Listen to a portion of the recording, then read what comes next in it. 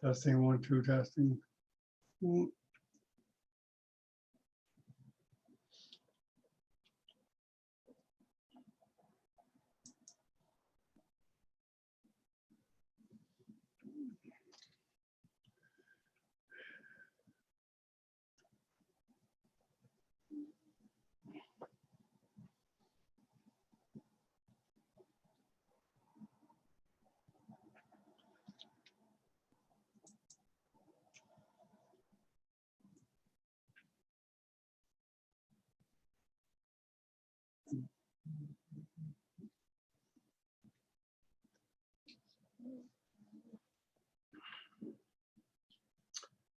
Oh, hello, Galaxy A80.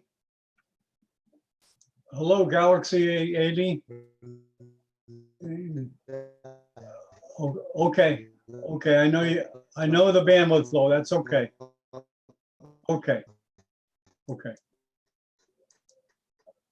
Welcome, Galaxy. I was gonna change your name, but that's okay. I'll text you. You know what? Yeah, I'll text you. I'll text you. Hey, Lucindo. Hello.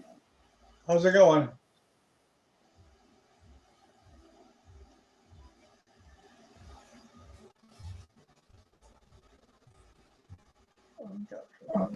Okay.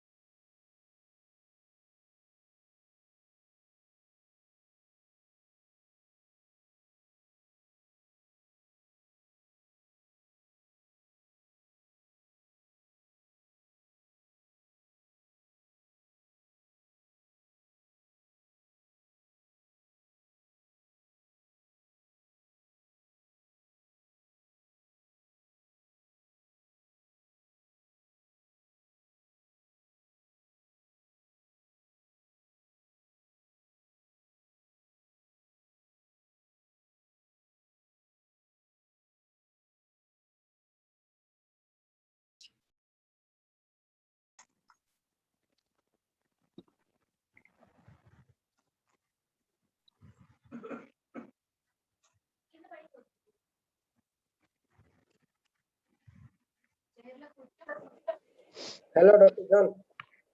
Hello.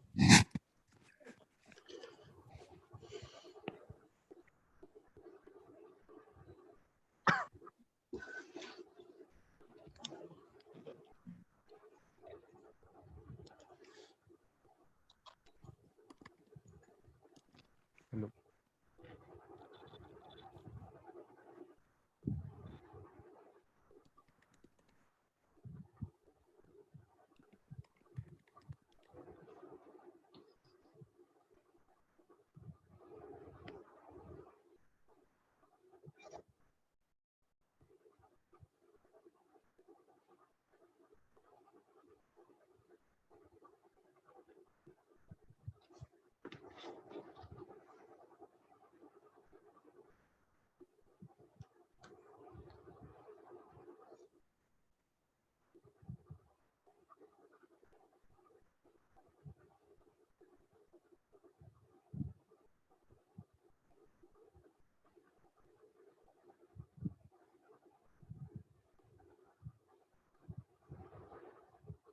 Oh, Manat, hi, good day. Manas, are you there?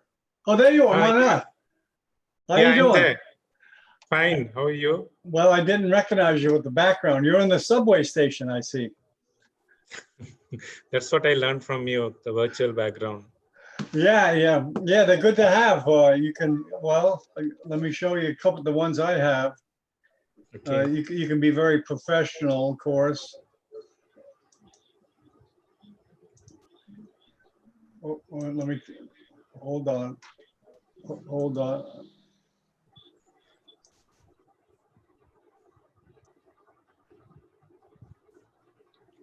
Okay, you see that background, right? Yeah. It's a nice one. I'm in the way now. That's why you get that image there. And people Yeah, seem your to picture. Uh-huh. people seem to like the beach pictures about the most, because I think they're cooped up. And then there's a professional one here, and there's a one for another website. You can have, unlimited ones. Brain, Yeah. you can use that. Playful. You can put the notice up about the presentation. You can put it as a background. Mhm. You can experiment with it and get professional ones and one for fun. Like the one, yeah, you do. You've done it. Like you've jumped around testing, right? Yeah.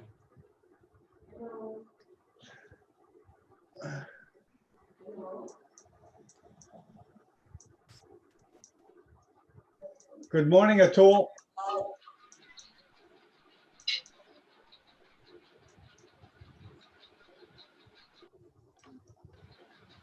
Okay, let me just get ready to start, okay? Okay. Oh, good. We got a Vietnamese neurosurgeon here. Hmm? We got a Vietnamese neurosurgeon here. Vietnamese. Okay. Yeah. We're getting some people. It wasn't like before. You remember before, right? Yeah. We might have one or two. Now we have almost 60 here in the panel. Okay. Let me just get everybody in here.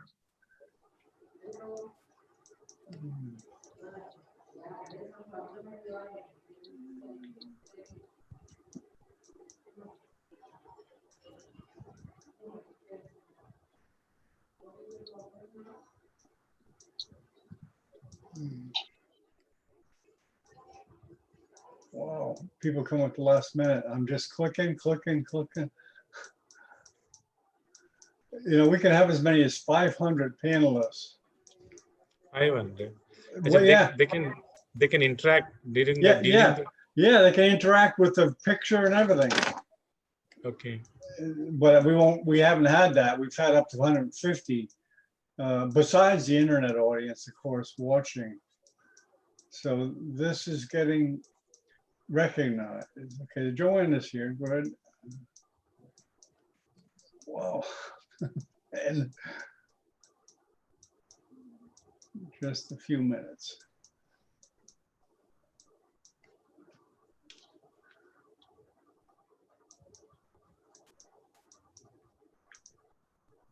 Manas, how do you pronounce your last name?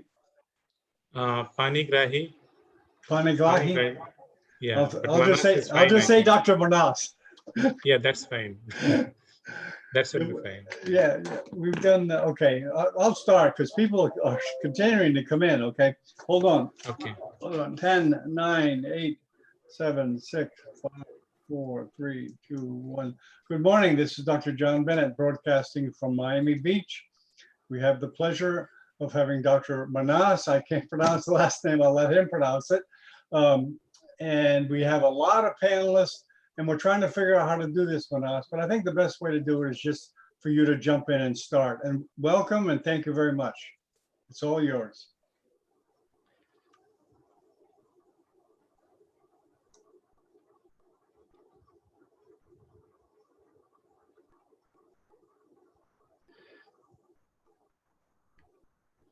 Yeah. Hello. Good morning. Can you hear me? Yes, sir, we can hear Yes, you. we can hear. Yes, we can hear you. Okay. So you'd like means in between that I should ask some questions, or you want it in more interactive, or I'll just finish the lecture like this? Well, I think it just finish it and then we can be interactive after that. Okay. Okay. Yeah. Does that sound good? Okay. Yeah, that's good. Okay. It's good evening for us here in India, and then welcome to the webinar on endoscopy.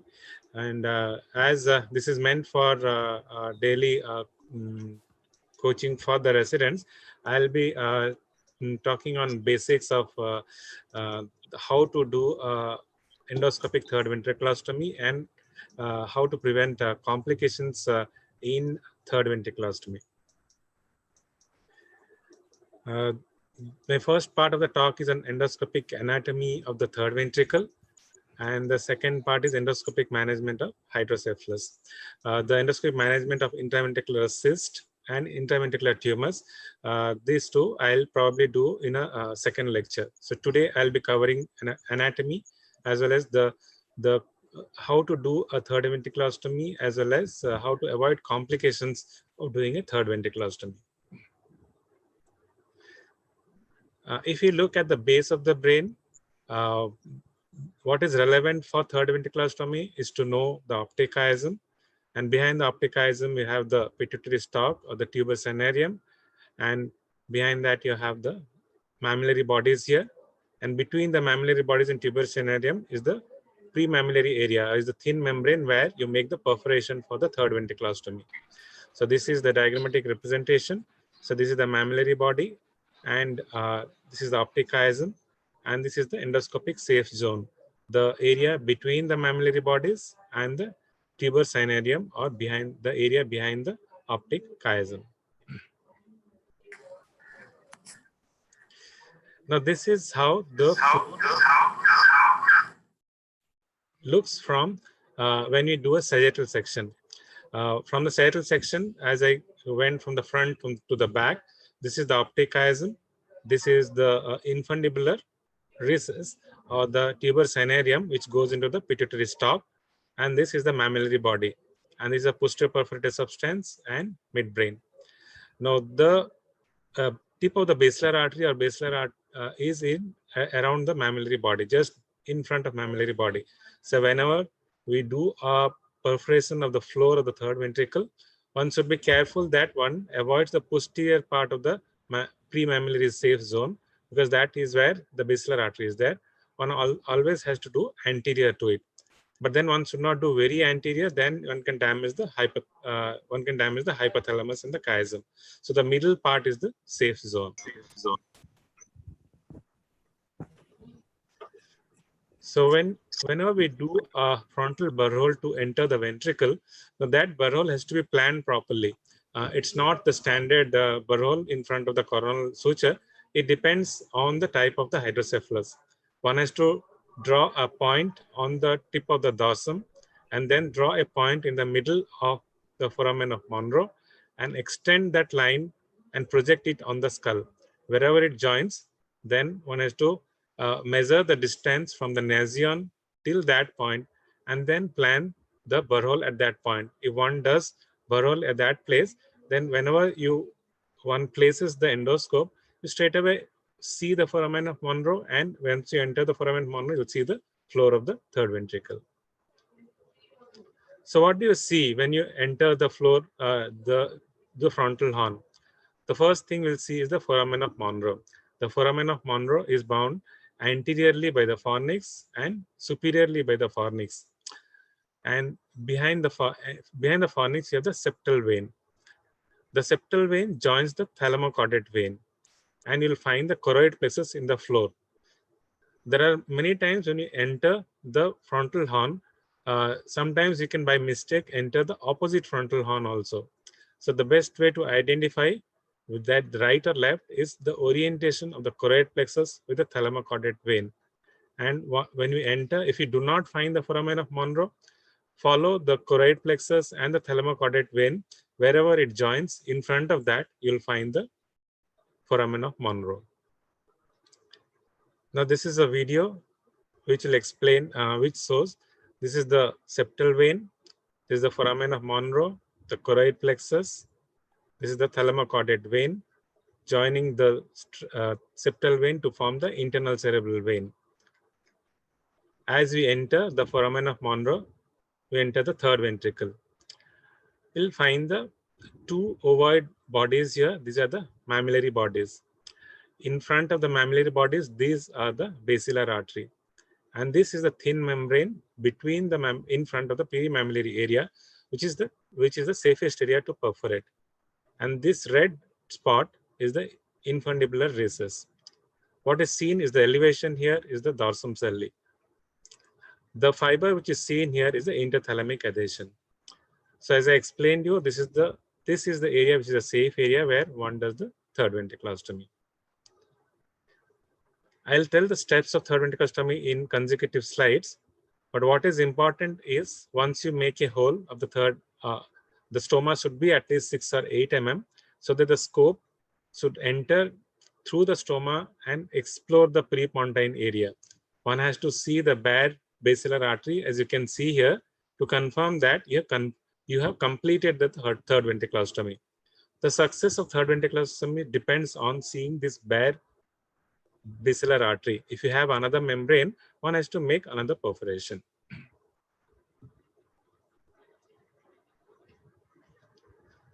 Now, there are a lot of variations of the fornix and the anterior commissure.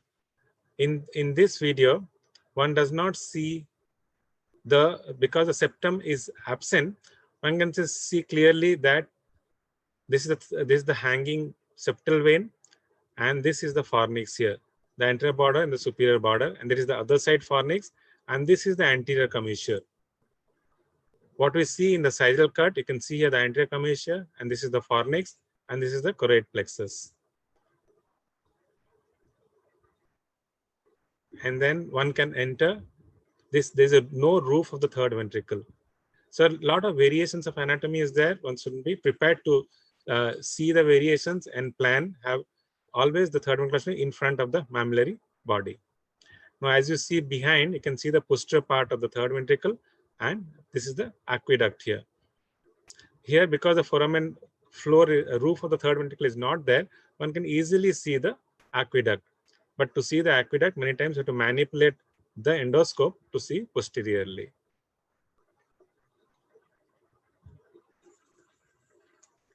This is another, again, variation of anatomy where the foramen of Monro is seen clearly with the mammillary bodies. And again, here the septum is absent. Because the floor is very thin here because of congenital hydrocephalus, can see the perforators of the basilar artery here. That's why one has to be very careful in an opaque membrane that one does not puncture either the perforators or the top of basilar artery and damage, and then explore behind, look for the aqueduct. Here the aqueduct is blocked. It's a classical case of aqueductal obstruction. What is seen here is the posterior commissure, and above the posterior commissure is the suprapineal recess. So here one can do aqueductoplasty if one is used to it. Here you are trying to attempt to make an aqueductoplasty where we dilate, but one should not dilate more than 2 to 3 millimeters. The normal aqueduct is 2 or 3 millimeter in diameter. If one does more than that, then it can have probably eyeball signs, and sometimes it can have problems in the sensorium also. Now this anatomy is when you use the parietal burr for endoscope. So here we have entered the trigone. You can see the choroid plexus here.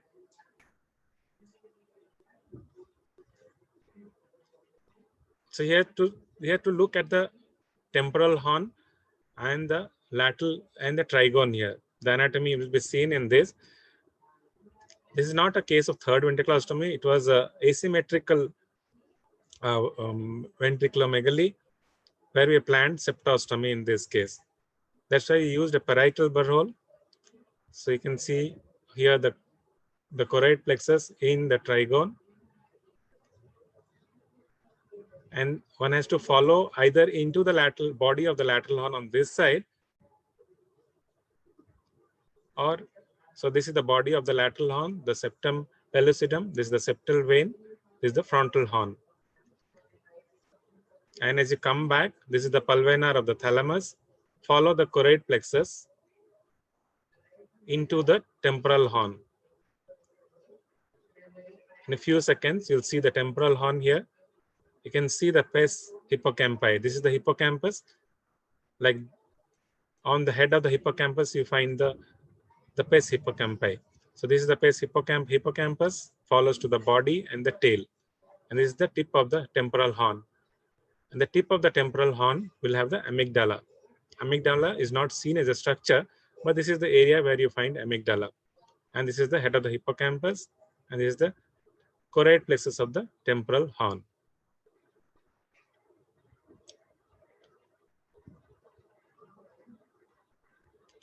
Having told the anatomy, let me tell about how to manage hydrocephalus.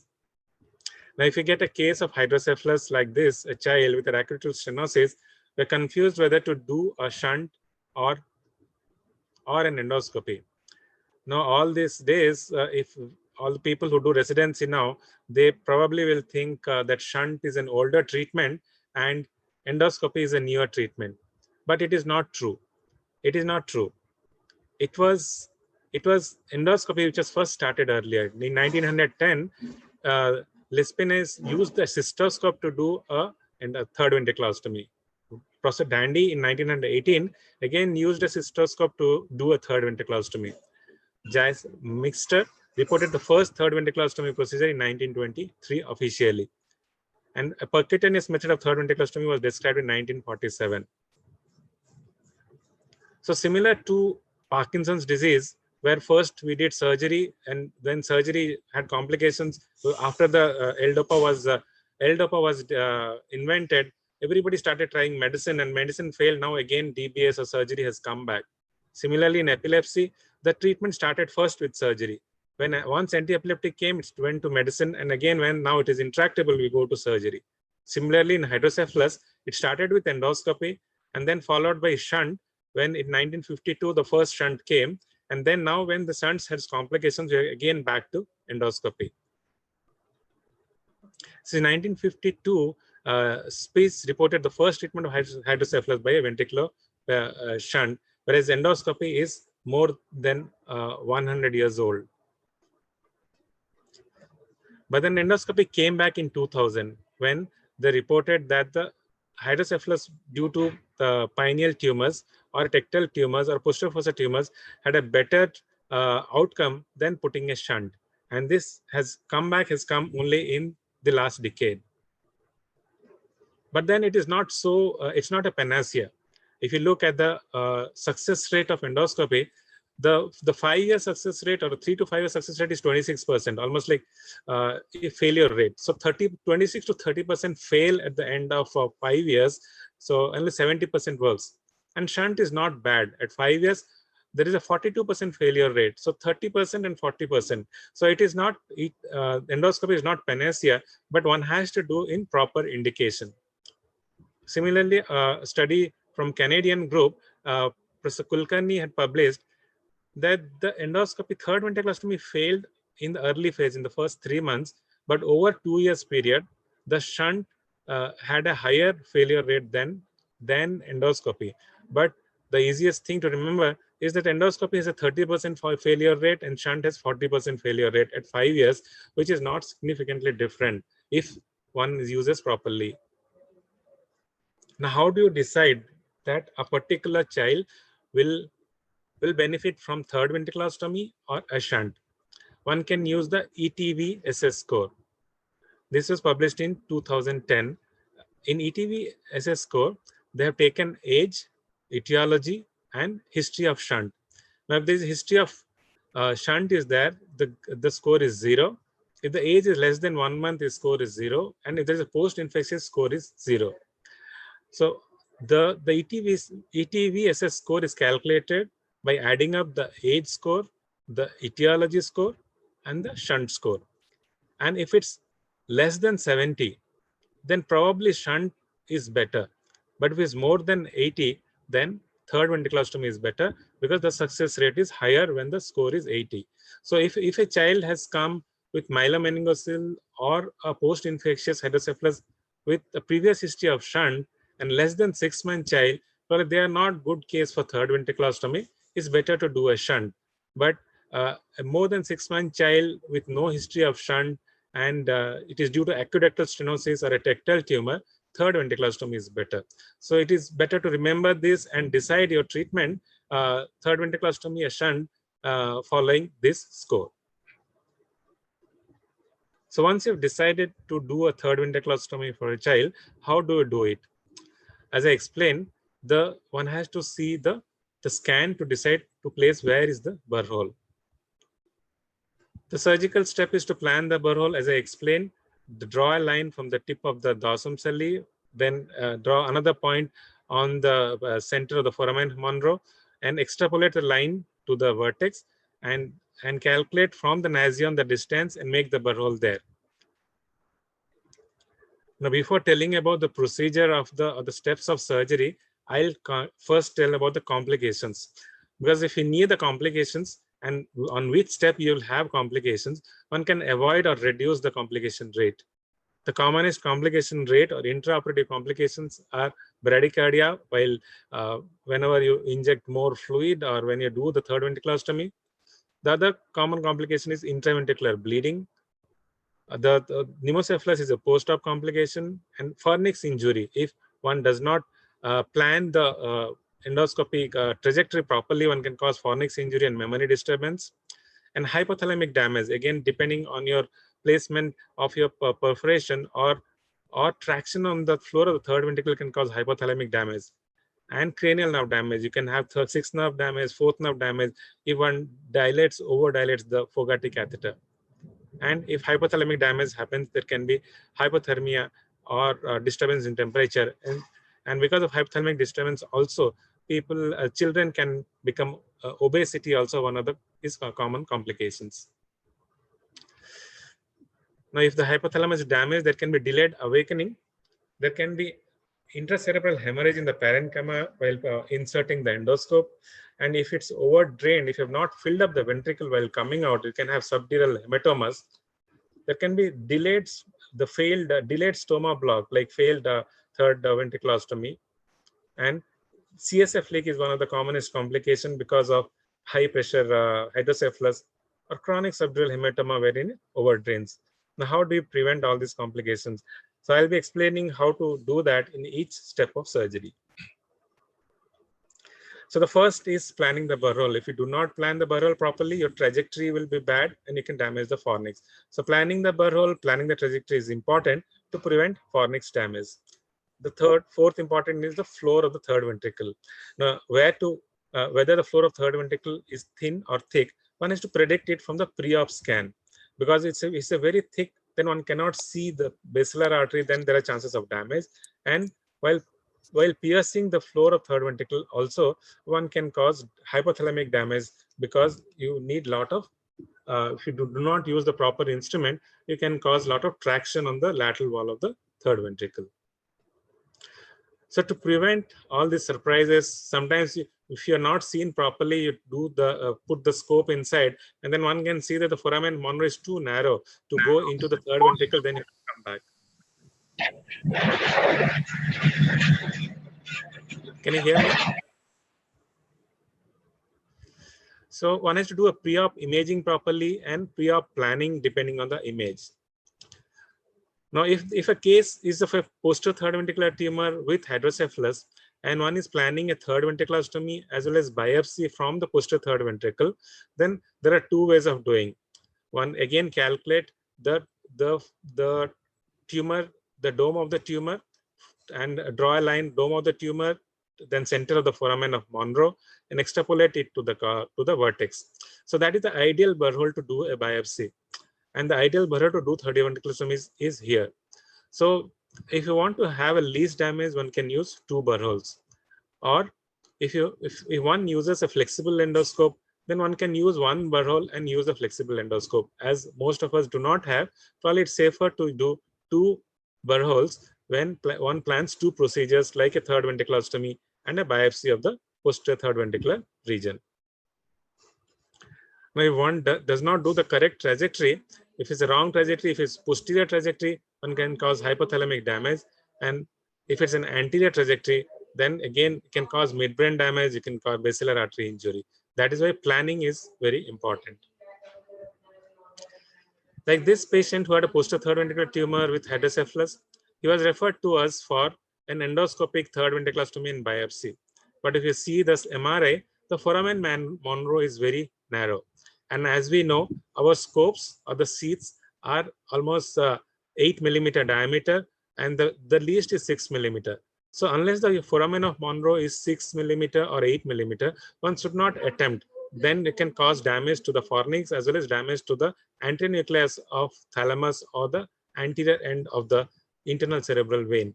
So studying the pre-op scan is important to decide whether endoscopic treatment is feasible or not.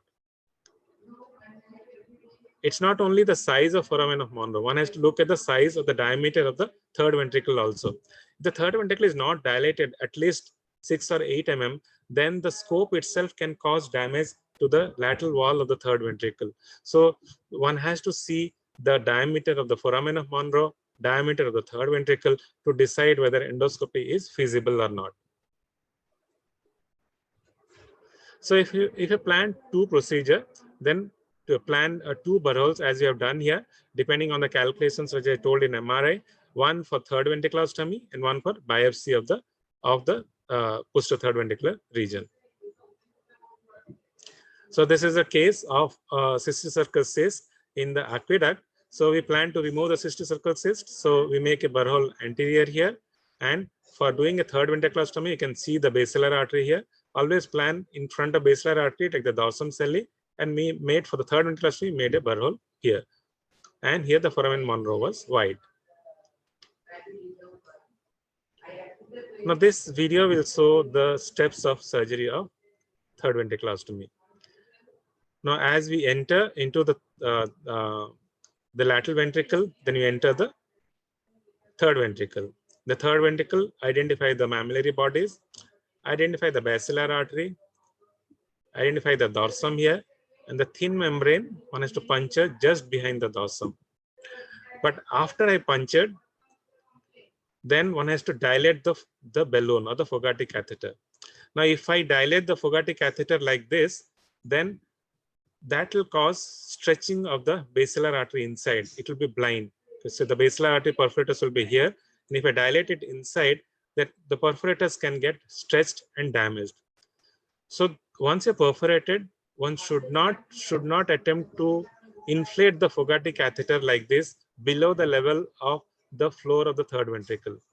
So one has to make an attempt to to lift the floor of third ventricle. That the floor of third ventricle has to be lifted up, brought inside the cavity of the third ventricle, and then widen the opening or dilate the Fogarty catheter, so that one does not cause blindly damage of the perforators of the basilar artery. As you can see here, I've dilated a little bit and then lifted the floor of third ventricle into the cavity of the third ventricle. Now you see here, I'll be widening the ostium inside the cavity. There is no blind spot. I will not be damaging the perforators of the basilar artery. So as I dilate here, usually the bleeding point is in the margin, and we know that the bleeding time, clotting time is around 2 minutes. So dilate and keep it dilated for 2 minutes, so that if there is any bleeding, it will stop by default. And at this point of time, usually you'll have bradycardia. Ask the anesthetist that there is no bradycardia. If there is bradycardia, one has to deflate and one has to reduce the irrigation. Sometimes the irrigation fluid also is more, that causes bradycardia. The diameter dip is around 6 to 8 mm, and that you have to always check outside that what minimum amount of Fogarty injection of saline is required to get 6 or 8 mm of dilatation. There was a little bleeding, so I again inserted the Fogarty and achieving hemostasis of the margin. Now one can use bipolar or laser, but doing this is like a mechanical compression and achieving hemostasis. Instead of using multiple instruments, one can use a single instrument. Now this bleeding from the margin has stopped, and then to go inside and see for the bare basilar artery and the branches. You can see here the pons here, the basilar artery and the bifurcation. So this video also has the third one, the cyst removal, but this I'll not show this time. One can see here that there is subpial hemorrhages of the fornix, in spite of taking all precautions. Now these subpial hemorrhages are clinically not significant, so one did not worry about that. But then if one trajectory is not good, one can cause more damage. Now then we have used the anterior burr hole to look at the posterior part. Now this is the aqueduct which is blocked by the cyst here. And this is cyst is in the subependymal plane. Then one has to do incision and remove the cyst, which I'll be telling in the next lecture, not in this. The next complication is intraventricular bleeding. How does one prevent subependymal bleeding, intraventricular bleeding? And the commonest cause of intraventricular bleeding is subependymal vein injury when we puncture the ventricle, because that's blind. Now because when you use an endoscope, the tip of the endoscope is usually sharp. And when you insert it, even if you use a brain cannula, insert it, then that can cause damage of the subependymal vein and you'll find bleeding in the ventricle. The people have used this peel away sheath, but these are $100. So what we have used is one published in Acta Neurosurgica by Dr. Lokendra Singh. We've taken a brain cannula and then cut the digit of a gloves and tie it over that. And then if you inject saline in that, it dilates. So we use that brain cannula to puncture the ventricle and then inject saline to dilate, so that it creates a tract of the parenchyma. And if there is any subependymal bleeding vein also, that because of mechanical pressure, it'll stop bleeding. So we keep this for 1 minute, 1 to 2 minutes, so that if there is no subependymal, if at all there is any subependymal vein damage, it will cause mechanical compression and achieve hemostasis. Once that is done, we use the scope with continuous irrigation. They use this Aesculap scope, which is very blunt, and so that it doesn't cause damage. And continuous irrigation works like a jet irrigation, and that helps in opening up the tract of the parenchyma which you have created. So continuous jet irrigation, as you can see here, the tract is so clear. The tract is because we already made the tract. So we don't have to do a P-level sheath. We can take multiple times the scope in and out without causing additional damage to the brain parenchyma. So how the other point of damaging the parenchyma, the fornix or the vein is inserting the second instrument when one is inside the third ventricle. Like this is one third ventricular swing where the floor is very thick and I wanted a Caesar or a laser because the Fogarty will not work. So if I insert instrument when the instrument is in the third ventricle, that can cause damage to the surrounding fornix or vein because the initial 5 mm is blind. So always come back to the lateral ventricle. Here I wanted the laser, so I took the laser, but I brought the scope back into the lateral ventricle, inserted the laser, and then along with the laser and scope, I entered. So the endoscope should follow the instrument. Always insert a second instrument in the lateral ventricle, never do it in the third ventricle. As the first 5 mm when it comes out is blind and then can cause damage to the surrounding either neural or the vascular structures. So once you have inserted your instruments, and what precautions you take to perforate the floor of the third ventricle? Now the floor of the third ventricle, if it's is thin, it's easy. But if it's opaque, what should you do? Can we predict the opacity with a pre-op scan? If the membrane is very thick, what has to be done? And what happens when the membrane is very thick? When you try to puncture, that causes traction on the floor, and that causes traction on the lateral wall of the third ventricle or the hypothalamus or the diencephalic structures. And then patients will have diabetes insipidus that have delayed awakening. Like this diagram explains that the lateral wall of the third ventricle is by the diencephalic nuclei here from anterior to posterior, this hypothalamic nuclei. So when you puncture the floor, that causes traction on these nuclei. So if the floor is very thin, there is no traction injury. But where the floor is very thick, then it keeps on causing traction here and then causes the nuclear damage. And it can, as I explained here, and if your perforation is too behind, it can cause vascular damage also. Now, the way to predict what the thickness of the floor of third ventricle is to do a contrast MR. And especially it is important when somebody is, if you are dealing with a child who has a shunt malfunction or a child with a post-meningitis hydrocephalus. So always get a contrast MR and assess the floor of the third ventricle. Because if the floor of the third ventricle is very thick, probably it's better to do a shunt or be careful. Have extra instrument like laser or something where it can perforate the floor of third ventricle. Because blind perforation of the floor can cause probably damage to the basilar artery. Like this video shows, there's the floor is opaque, and then when I'm using with the Fogarty catheter, the Fogarty catheter is bending. I cannot perforate. I have to use a Caesar or laser, and this one should not do multiple attempts because pushing the floor third ventricle causes traction on the lateral wall of the third ventricle and indirect damage to all the nuclei of the diencephalic structures. So this has to be avoided. So then I used a Caesar to make a perforation and then opening. One can use a Caesar, one can use a laser also.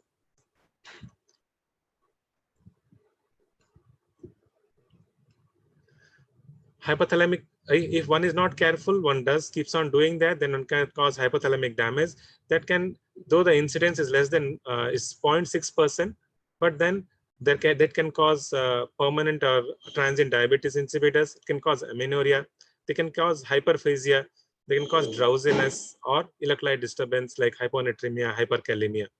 But fortunately, the incidence is, because its puberty is only 0.04%, weight gain is 0.3%, and diabetes incidence is 0.6%. But if one is careful, one can avoid this complication also. The next complication is vascular injury. If the membrane is opaque or if one accidentally makes an opening behind, one can cause damage to the top of the basilar artery as well as damage to the perforators from the basilar artery also. Now, the hemorrhage is the most common. The most common site of bleeding is the subependymal veins, which I had explained how to prevent subependymal vein bleeding. It's almost 3.7% or 4% risk of bleeding because of subependymal vein. The risk of injuring basilar artery, fortunately, is very low. It's 0.3% or 0.2%. So one need not get frightened that basilar artery injury is there, so I should not do third ventriculostomy. It's very low, but then it can happen to anybody. So one has to be careful. One has to know how to prevent basilar artery injury and how to prevent subependymal vein injury, which I've already explained. Now, this is one of my first case of third ventriculostomy. See what are the mistakes I have done.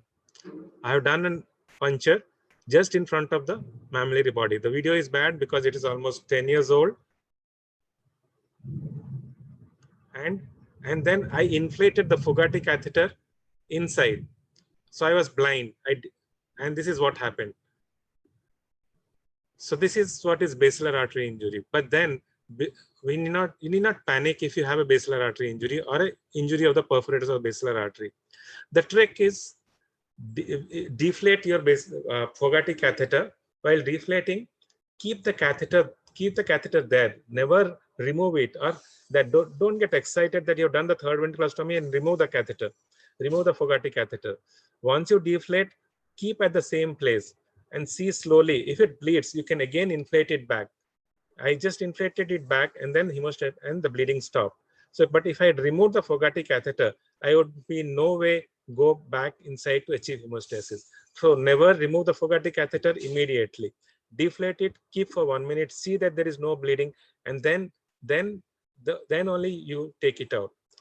And this Fogarty catheter I kept for almost 30 minutes. I was deciding that I'll leave the Fogarty catheter. I'm trying to remove. See what happened. After 30 minutes of keeping, it stopped. Otherwise, I was planning that I should leave the Fogarty and take him to the angio room and then do a angiogram to look for pseudoaneurysm. But I kept for half an hour, it stopped, and then removed the catheter. Now, what are the mistakes? One is I did a posterior, I made a posterior perforation. The second is I dilated the Fogarty below the foramen of Monro here, below the floor of the third ventricle. As I explained, you always lift the floor into the cavity and dilate it in the cavity so that it's under vision and you avoid all the vessels. So I made the mistake of dilating it here, inflating the Fogarty here. That is the second mistake. The third mistake is in the pre-op MR. In the pre-op MR, I did not see that there is not enough of space between the pons and the clivus. You can see here the pons and the clivus. There's only the basilar artery is compressed, hardly any space. So what is important is in a pre-op MR, see that adequate prepontine space is there before planning a third ventriculostomy, so that we do not damage the tip of the basilar artery. So that is why pre-op MR reading, imaging, understanding the pre-op MRI is so important. And especially in posterior fossa lesion, the prepontine cistern is obliterated. And if it's a large posterior fossa tumor, it is obliterated, then it's not a it's not a good decision to do a third ventriculostomy in a large posterior fossa tumor. So to avoid basilar artery injury, one has to have should have a adequate prepontine space, avoid posterior perforation, avoid balloon dilatation in the prepontine area or below the floor of the third ventricle. Now, what do you find when you have a thick membrane? One can, if you have not done a pre-op contrast MR, you'll have surprises like this, that you'll have a thick membrane. Now, this patient, I knew it was a thick membrane, but I had the laser. So I was prepared with the laser because this I cannot perforate with the Fogarty catheter, which I had already shown in the previous video. So I used laser, made multiple small openings.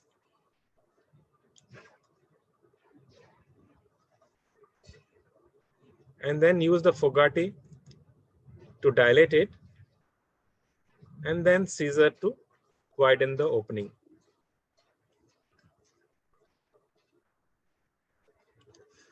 So to avoid, as I've already explained, for basilar artery perforations, avoid monopolar coagulation, then avoid the sharp instruments, and avoid posterior perforations, and avoid in thick membrane unless you have the right instruments.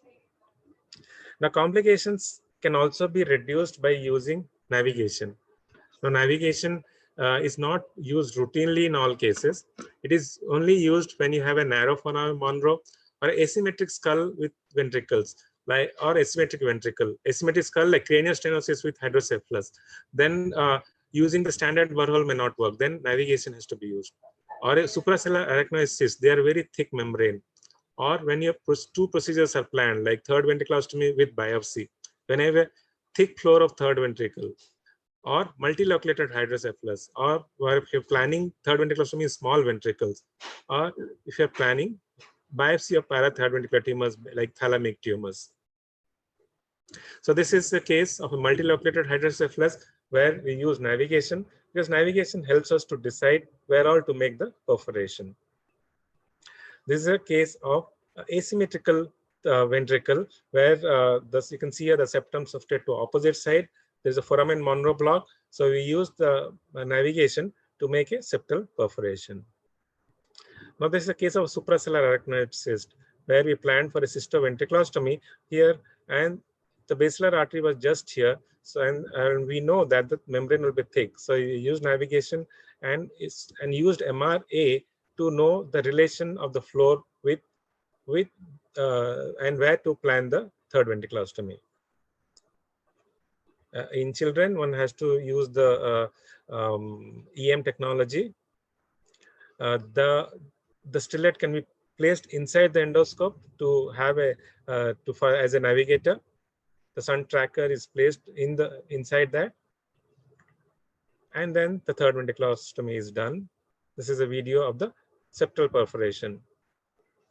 You can see here that the color is different, and the avascular area is behind the septal vein. This is the septal vein. So that is the place one has to do a septostomy, behind the septal vein, above the fornix.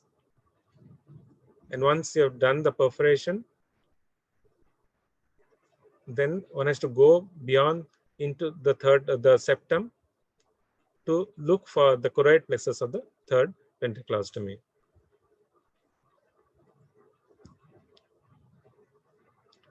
So widen the opening. You can use laser also here, but Caesar and Fogarty works out well.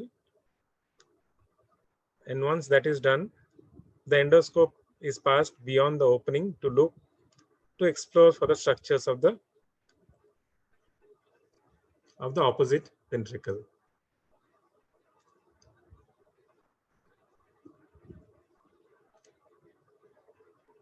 I have only 2-3 slides left so that I'll have 10 minutes for discussion. Yes, okay, the panel's open. Oh, Ike, are you here? Yeah, the other common complication is CSF leak. The easiest way to avoid CSF leak is to harvest a pericranium flap from the burr hole, from the flap, and then close the defect or plug the brain, and the CSF leak incidence reduces significantly if one uses the pericranium. The predictors of success depends on seeing the bare basilar artery. So if you find a second membrane, that has to be removed. Like second membrane is the Lilliquist membrane. There are two membranes. One is from the dorsum to the mammillary body. The other is from the dorsum to the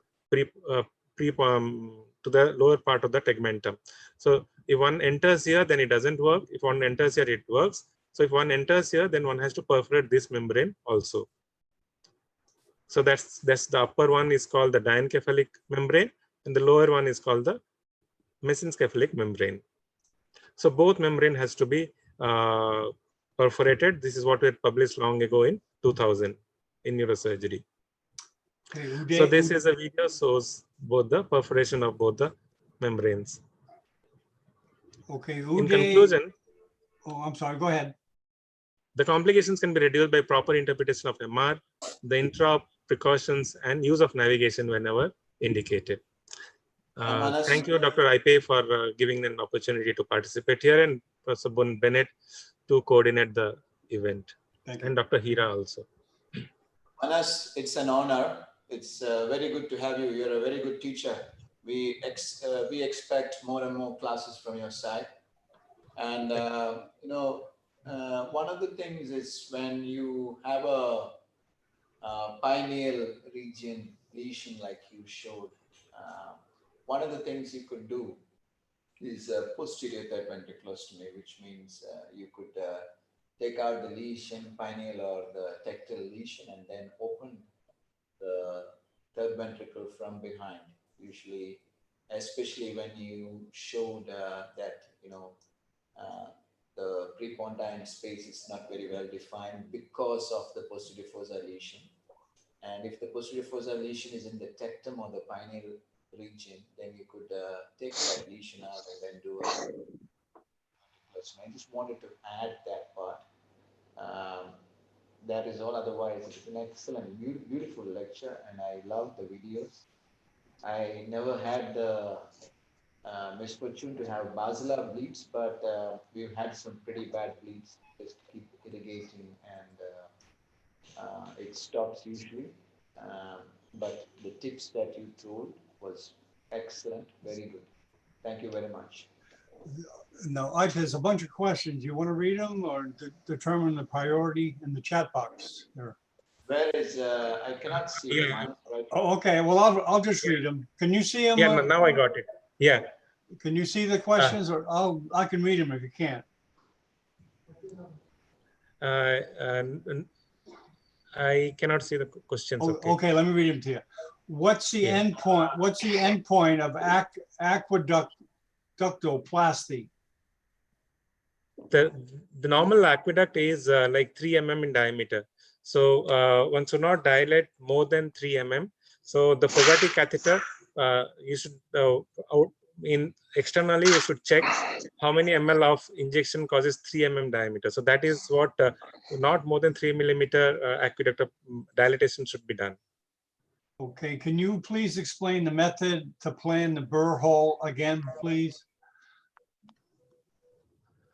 The for in the sagittal midline sagittal cut, one can I take the slides? Sure. Can I use the slide? Yeah, Yes, please. you can screen share.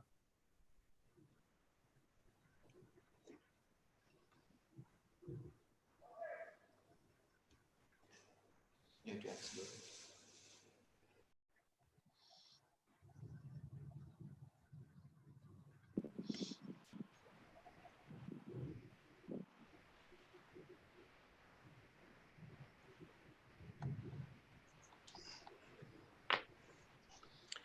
Yeah, can you see the slide here? Yes.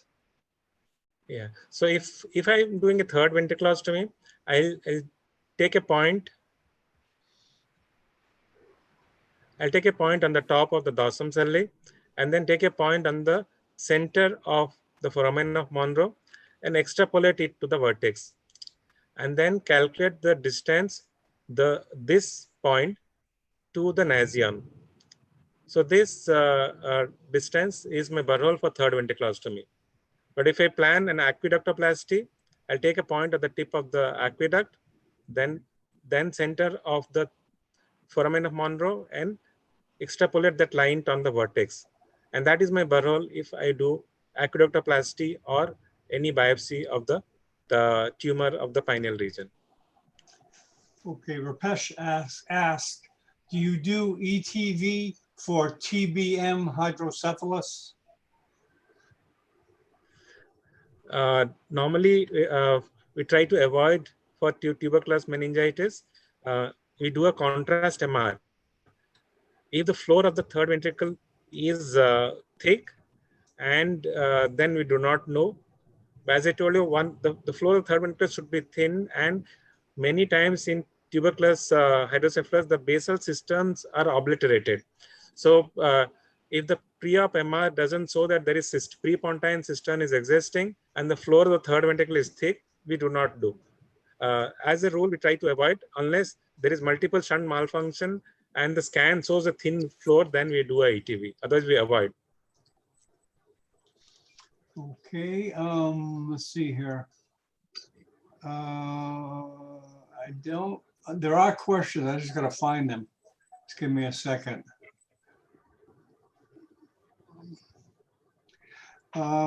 Okay. Here's a question. We use gentle entry with endoscopic monopolar as a physical means to make small entry in thick membranous floor before using the Fogarty balloon. I guess he's just commenting.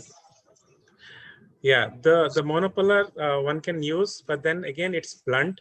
So you need the pressure exerted on the floor is higher. So when you exert pressure on the floor of the third ventricle, that causes traction on the nuclei on the lateral ventricle, on the third ventricle itself. And such that the complications are higher. And when you give extra pressure, suddenly if you lose, then it can cause damage of the basilar artery also. So that's why I try to avoid using a monopolar, using the blunt monopolar. Okay, Uday Baumik asks, what kind of laser do you use, please? Please elaborate.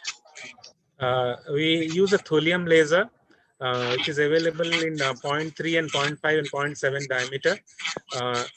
So it works both as when you use as a contact, it cuts, and then if you use from the distance, it is like a hemostatic agent. So that's a thulium laser, and the surrounding damage is very less. Which has been approved for intraventricular as well as for microscopic surgery. Also, we use for especially for meningiomas. Okay, are there any questions from the floor? I think we've got most of the ones from the chat, and we'll get better at this. Yes, can I have a question, please? Yes, go ahead. Yeah, I'm Dr. Najjar from Syria. Thank you very much for your excellent presentation. I have two questions. Actually, what's your experience in the CBC, which is choroid plexus coagulation? How much is effective in the non-communicating hydrocephalus? Is it also effective in communicating hydrocephalus? The second question, what's your tips to avoid the most complication, which is the CSF leaking by the entry point of the skin? Thank you.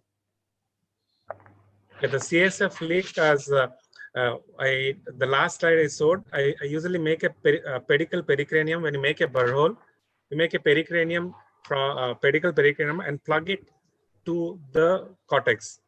That has reduced CSF leak significantly to less than 1%. Earlier, I used to have higher CSF leak. The question of choroid plexus coagulation, I do not practice choroid plexus coagulation, but literature is controversial. For communicating hydrocephalus, people have used third ventriculostomy along with choroid plexus, but I don't practice, and we have not done that. Okay, we have a question. How soon does the hydrocephalus resolve after ETV in newborns and older children? The hydrocephalus doesn't resolve like a shunt. It takes almost 3 to 6 months for the size to come down. And many times the size doesn't come down. It's only the pressure comes down. The signs of ICP comes down. But the size of the ventricle, it takes 3 to 6 months to come down. Okay. How do you manage fine subependymal bleeding if you encounter it? Yeah. Avoiding is to use the as I explained you, to use the brain cannula with the gloves and dilate it so that the subependymal bleeding is less. But if in spite of it bleeds, I usually take the Fogarty and dilate the Fogarty at the entry point of the ventricle and keep it there for 2 minutes, like we do for the third ventriculostomy at the floor. The Fogarty catheter, I keep it at the ependymal level for 2 minutes and it stops. Okay, lowest age you prefer for ETV time for clinical improvement? It depends on the etiology.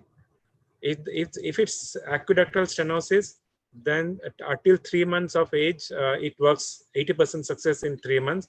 But if the etiology is not aqueductal stenosis, then it has to be more than 6 months. Is only in acute stenosis one can go below 6 months. Okay. It's time required for radiological change. I don't know if it, Yeah, that's 3 to 6 months, which, oh, okay. You probably just mentioned that. I missed it. yeah, yeah. Okay. Hello. Okay. Go ahead. Go ahead. Welcome Hello. back, Rafiq. Welcome back. Hello, John. Yeah, Hello, hi. everyone. Hi. Hello. Thank you, sir, for such very clear and great presentation. So Thank you. I want to ask some question technically from technical point. If you have an interthalamic adhesion, how to Okay. an interthalamic adhesion? Okay, right. Huh. So you consider it limitation of ETV or not? If no, if interthalamic adhesion is there, but if the ventricle size is big, it's not a contraindication. You can always incise or cut the interthalamic adhesion and work. Is the size of the ventricle is important. Interthalamic adhesion is not a problem. Okay. So and for posterior biopsy of the posterior lesion of the third ventricle, do you Yes. usually practice a transchoroidal approach via endoscope? No, because for posterior lesion usually I go to if it's in the posterior third ventricle, through the foramen I make a burrhole anterior and go through the foramen only. And because if it's subependymally placed, then it is more of avascular, going through avascular trajectory rather than through the choroidal. Yes. And for the irrigation, you mentioned in your presentation the irrigation, continuous irrigation. Do you use warm saline or normal saline, cold? No. I use Ringer's lactate, which has sodium chloride of 135 and potassium also, which is like CSF instead of normal saline, and use the normal irrigation, and especially when bleeding is there. One of you was asking subependymal bleeding. The other way of stopping bleeding is increasing the irrigation and closing the outflow. So increasing the intraventricular pressure also helps in achieving hemostasis. But the most important thing while coming out is to see the hemostasis, that the blood pressure is normal, and then and reduce the pressure, intraventricular pressure, by stop irrigation. So there should be no bleeding after stopping irrigation. Blood pressure should be normal, and then a Valsalva also. Sometimes ependymal venous bleeding happens with Valsalva. So all these three modalities we check that its CSF is clear, then we take out the endoscope. So the chances of having post-op complications have reduced. Khalif from Kenya, can you ask your question right now? Are you there, Khalif? Go ahead, Khalif. Yes, yeah. Thank Khalif. you so much for the excellent presentation. I wanted to ask, does the use of laser reduce the risk of injury to the basilar, since you can control how many millimeters or whatever? Does it reduce compared to using the sharp objects like the Caesar? Yeah, you think it reduces the because risk when of you injury use a to the sharper basilar? object, you puncture and then you have to. Yeah, basilar. If laser not used properly, it can cause damage to basilar. Like if you coagulate posteriorly directly on the basilar, then it can cause. So using it anteriorly, you can cut the floor layer by layer. Whereas in a Caesar, one has to puncture really cut, so that I found that laser is more safer. Did you hear that, Khalif? I guess the sound. Yes. Okay. I got it. Thank you. Am I clear? Yes, sir. Okay. Next question. We can ask it. You can ask it orally if you want. Does anybody have a question they want to ask? or if not, I'll just read one. Do you prefer to add choroid plexus cauterization to in your cases? No. I do not prefer choroid plexus cauterization because I don't do for communicating hydrocephalus. And so I do not practice choroid plexus cauterization. Okay. Does the use of laser reduce the risk of basilar injury? Or I'm sorry, did you just ask that? Yeah, I answered. Yeah, yes. I'm sorry about that. Okay. I guess I got most of the questions here. Hold on. Okay, are sudden unexplained deaths seen post uneventful ETV in immediate post-op period? If so, what might be the cause? Can you please repeat? Sudden? Well, you want me to read it again? Yes. Are sudden unexplained deaths seen post uneventful ETV in immediate post-op period? Sudden means. Am I reading that correctly, everybody? I didn't understand the question. Okay, let me go on to another one. May I ask, in order to close the burr hole, may we use John? bone? Yes, Let me ask him. yeah, go ahead. Manas, can you hear me? Yeah, I can hear you. Manas, the question is whether do you Yeah. find sudden unexplained deaths in a post uneventful ETV? I have never seen it in the immediate post-op period. So if so, what might be the cause? Yeah, in the immediate post-op period, sudden death we have not seen, but it has been described in after 3 or 6 months because of closure of the stoma and hydrocephalus. So it is only explained delayed sudden deaths. Immediate sudden deaths I have not seen, nor it is I have not read any case report also.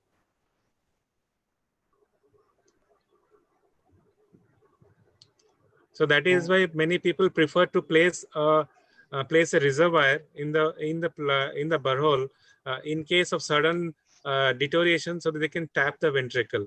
But then placing a reservoir, it goes against the philosophy of putting a foreign body. So we have not been practicing placing a reservoir in after ETV unless we had bleeding during the ETV, so that we use the reservoir as an external ventricular drain. But otherwise, we prefer to avoid placing a reservoir following an third ventricular. Okay. Any more questions, comments before we close and move on to Atul? Okay, doctor, thank you very much. And we hope you do more. We hope you do more. Yeah, thank you. Thanks. I'll be happy to do. Okay, thank you. Manas, thank you very much. Now we will hand over the dais to Professor Goyal, if he's around. Is he around? Yeah, I think so. Dr. Goyal, you there? Yes, yes. Okay, yes. Yes. Hi. Yes, John. Good evening, Yes. sir. Good evening, Manas. Nice presentation, dear Manas. Thank you, sir. Now, this endoscope thing is not, such benign or such easy. We have good, beautiful participation, beautiful presentation. Thank you, sir. I know you don't like endoscopy, but then.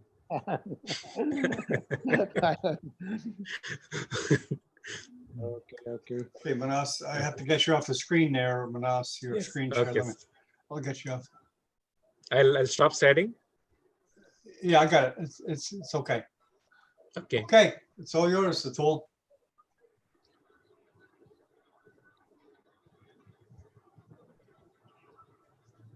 Yes, John, are you with me? Yes, yes. So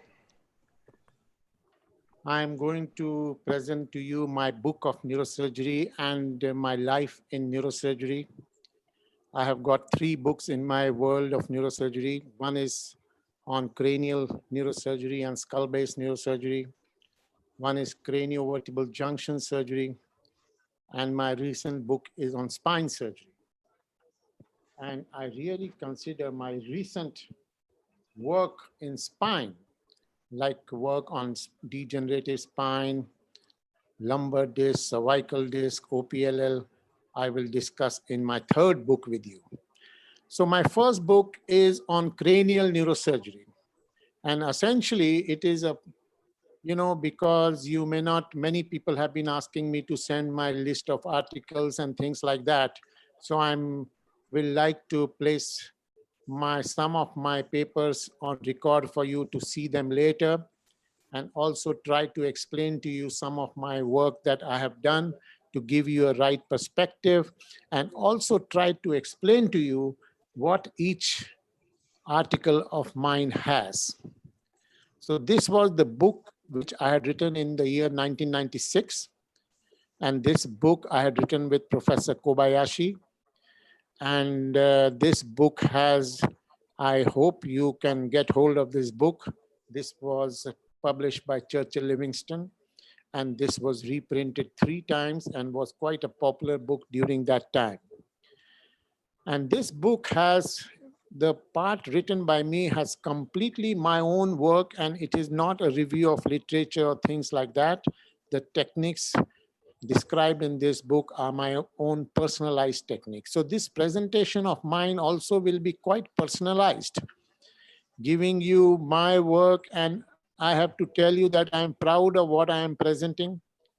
And I only hope this presentation can stimulate young people. This is a collection of my work over the last 37, 38 years in the subject of neurosurgery. And let me see how you take this work. So in 1996, this was my article, Basal Extension of Subtemporal Approach, Basal Extension of Craniotomy. I have already shown some of my work in my previous presentations to you. So my basal craniotomy involved resection of the roof of the external ear canal, roof of the condyle, and included mastoidectomy in the exposure. So skull base, skull base surgery was really developing during those years.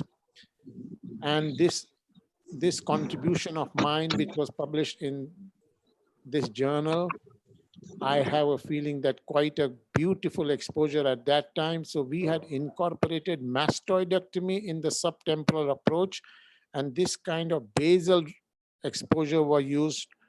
Middle fossa approach was used for petroclival tumors and trigeminal neurinomas, and extradural approach to trigeminal neurinomas and petroclival meningiomas. So this was quite an extensively used approach at that time. But I must also tell you, over the period of time, I have matured to a different kind of staging, which also I will discuss in my subsequent lectures. So this was the approach: root of zygoma, roof of the external ear canal, roof of the external ear canal, roof of the condyle, and partial mastoidectomy. And this was the exposure. You can imagine at that time, zygomatic osteotomy and orbitozygomatic osteotomy was quite a common thing in the skull base arena. So I avoided doing orbital approach, and I also avoided doing temporalis muscle elevation on the zygomatic arch. So you see the beautiful, the temporalis muscle was actually elevated and moved anteriorly into the field. So this was also a new technique. And also, you see, this was a new incision which I had described, the incision going back like this.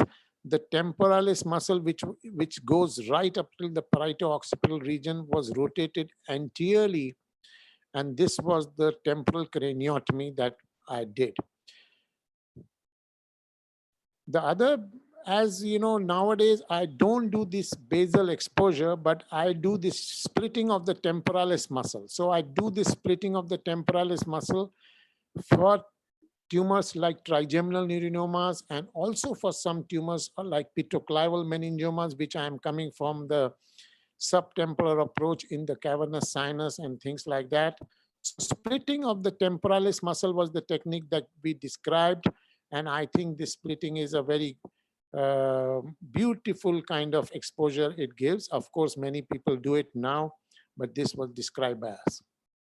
So middle fossa approach and its extension were very heavily used in my articles. I described extended lateral subtemporal approach for petroclival meningiomas in the year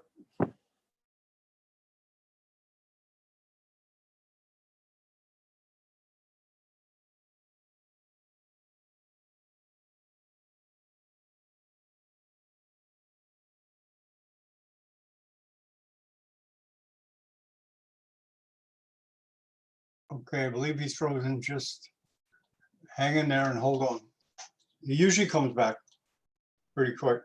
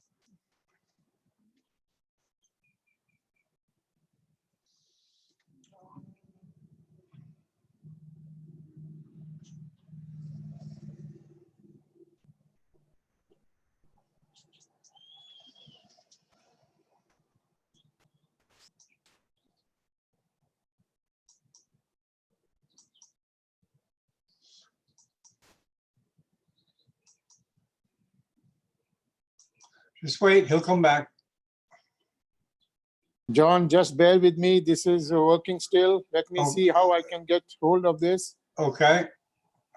Just relax. Let the people relax. It's They have coffee, seen coffee break. It's coffee break. Coffee break, short coffee break, and breathing break. Break for small breathing. Okay. So what I am going to show, John, are you able to hear a little bit? Yes, okay, here, perfect. So I will talk by the time my internet works, starts, it takes time. So I'm going to show you the title of my paper and what was presented in that paper to give you a summary of my entire 40 years summary in the cranial neurosurgery.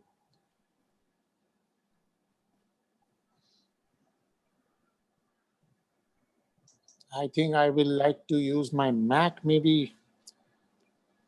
We can try it. You see, this suddenly goes and comes.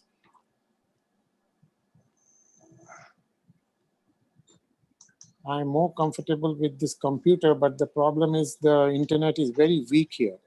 What did you do yesterday? Because yesterday was a pretty good day. Same internet, Same? same internet. You have been Okay. bearing with me for Okay. last. Oh, days, yeah.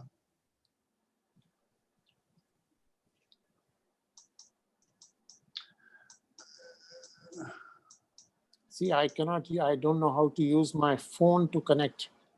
You want to use that as a modem, you mean, or just you want to screen share with your iPhone? You're not there, are you? I'm a wizard at using the iPhone. So just relax, let people have some coffee break. I think it is coming up.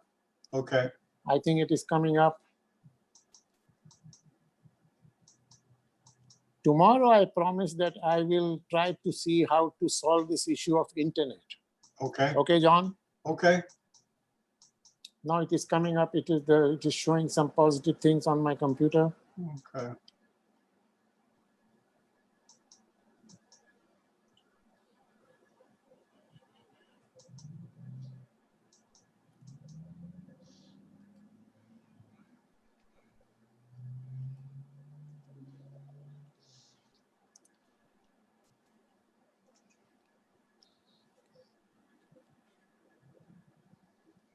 John, you are with me now? Yes, we can hear you. Do you see the slides? Not yet.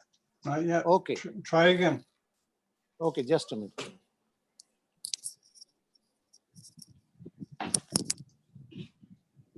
Okay, now can you hear me, John? We can hear you, yes. Hello? Yes, we can hear you. Yes, we can hear you.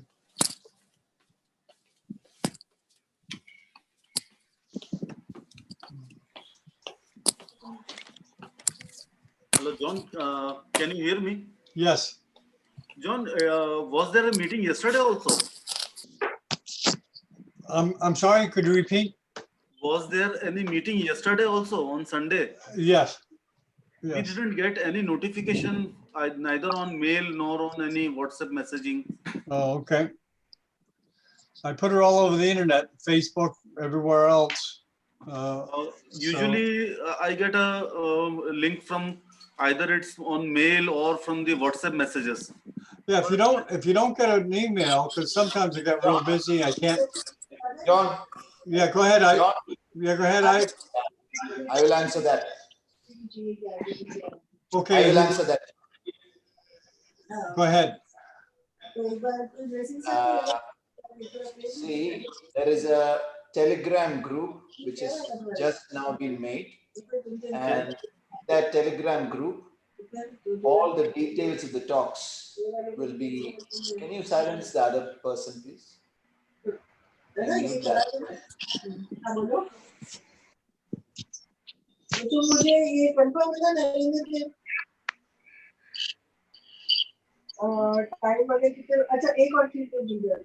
Somebody's need to be muted, John. Yeah. Somebody's talking.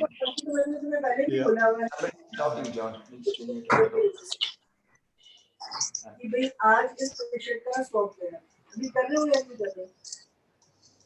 The Telegram details will be shared. Hira will share the Telegram details, and then and the link. See, the site is neurosurgerycoach.org. So if we go to the neurosurgerycoach.org, you will get the Telegram details as well. And also all the neurosurgery TV presentations will be there. And we are trying to get edited videos as well. So that is about the details. And we are planning to continue this even after the lockdown is over. Right, John? Right. What was the topic you discussed yesterday?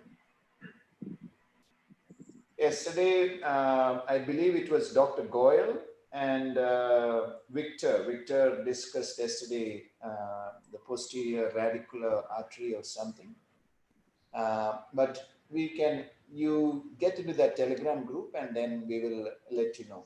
Now let Professor Goyal complete his talk. Are you there, Dr. Well?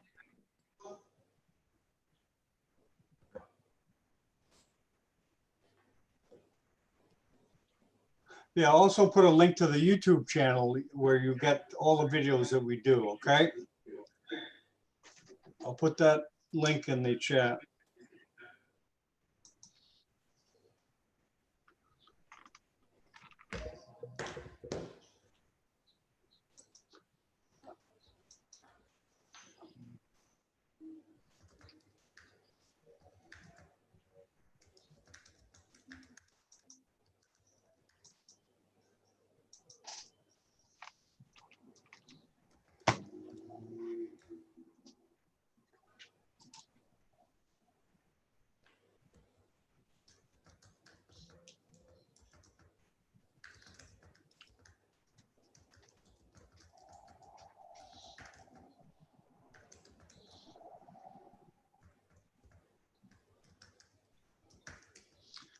Dr. Goel, can you hear me?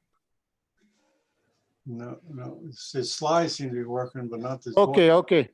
Okay. Now I'm there with you. Okay. Okay. Okay. Carry on. So I'm sorry, Ipe, and sorry, John, and the participants for holding you, but I have to give you my life's journey, so please bear with me. It has been a difficult journey. It has not been so easy as you can imagine working from this kind of a situation.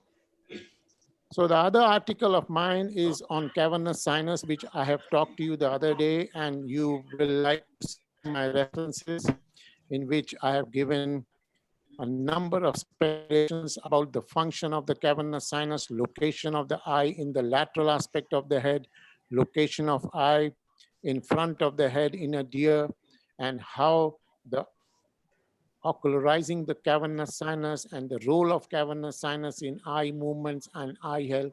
I can promise you these are some wonderful articles, and those who are in philosophy and the field of speculation and the spiritual field, they will like to read some of these articles. The more important thing is many of these articles are quite surgically relevant to determine, to design the philosophy, to design the treatment. Some of this information you can get in these articles. So surgery on cavernous sinus has been my lifetime journey and big work on the cavernous sinus surgery. And there are several papers of mine on how to operate on cavernous sinus and how to design surgery on the basis of the arterial displacement, how to identify the pathology of the tumor as to how the artery is displaced and how it is squeezed and where it is located in the domain of cavernous sinus, whether it is anteriorly dislocated, whether it is posteriorly dislocated.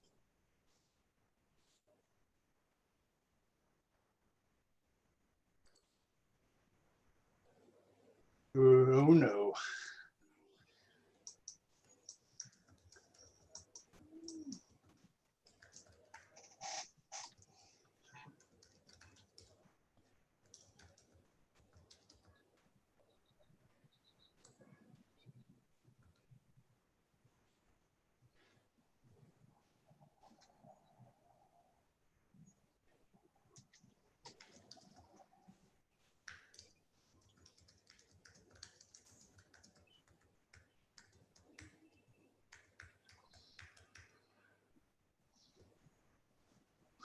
Well, unfortunately, let it stop. It's just hang in there.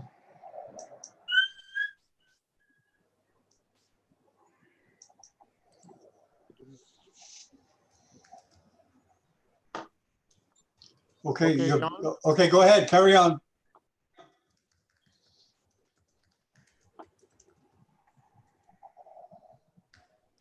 So I am back here.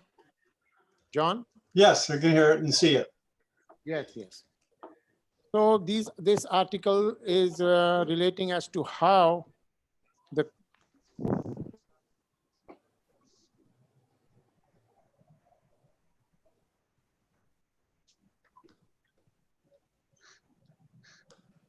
cavernous sinus carotid artery is displaced and how you can design the surgery. So you will like to read this article of mine, which is one very beautiful article.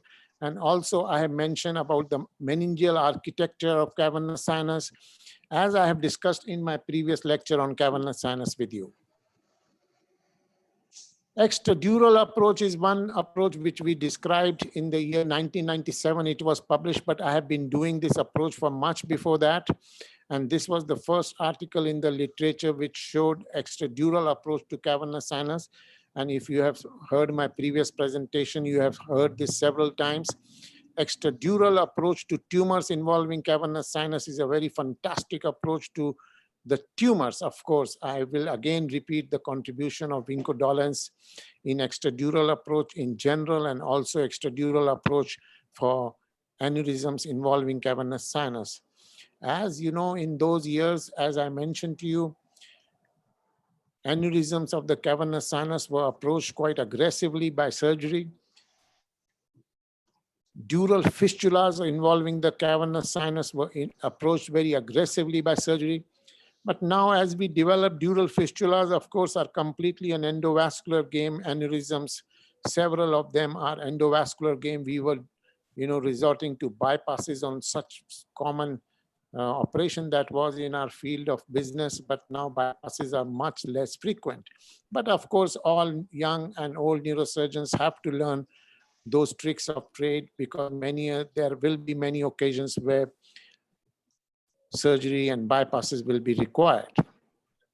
The other beautiful approach that I described for the first time in the literature in my book of neurosurgery was extradural approach to cavernous hemangioma. My next presentation tomorrow will be on this subject, on cavernous hemangiomas, where I will be showing some videos as to how to remove this most benign tumor of the body and the most vascular tumor of the body. And this tumor is completely an intracavernous sinus tumor, as I mentioned to you the other day.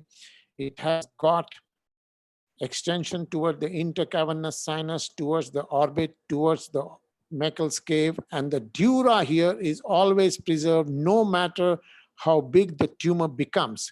So it is sometimes it becomes big, it becomes massive, but it does not violate or transgress the dura. It is a disciplined tumor, benign tumor. Understanding this anatomical configuration was first described by us in the year 1992. At that time, nobody actually knew what is cavernous hemangioma. Not many papers in the world literature on cavernous hemangioma. So this approach of mine for cavernous hemangioma is one of the standard approaches that is now used by all the people in the world who are doing cavernous hemangioma. Those who want to do cavernous hemangiomas, of course, I will talk to you on this subject tomorrow.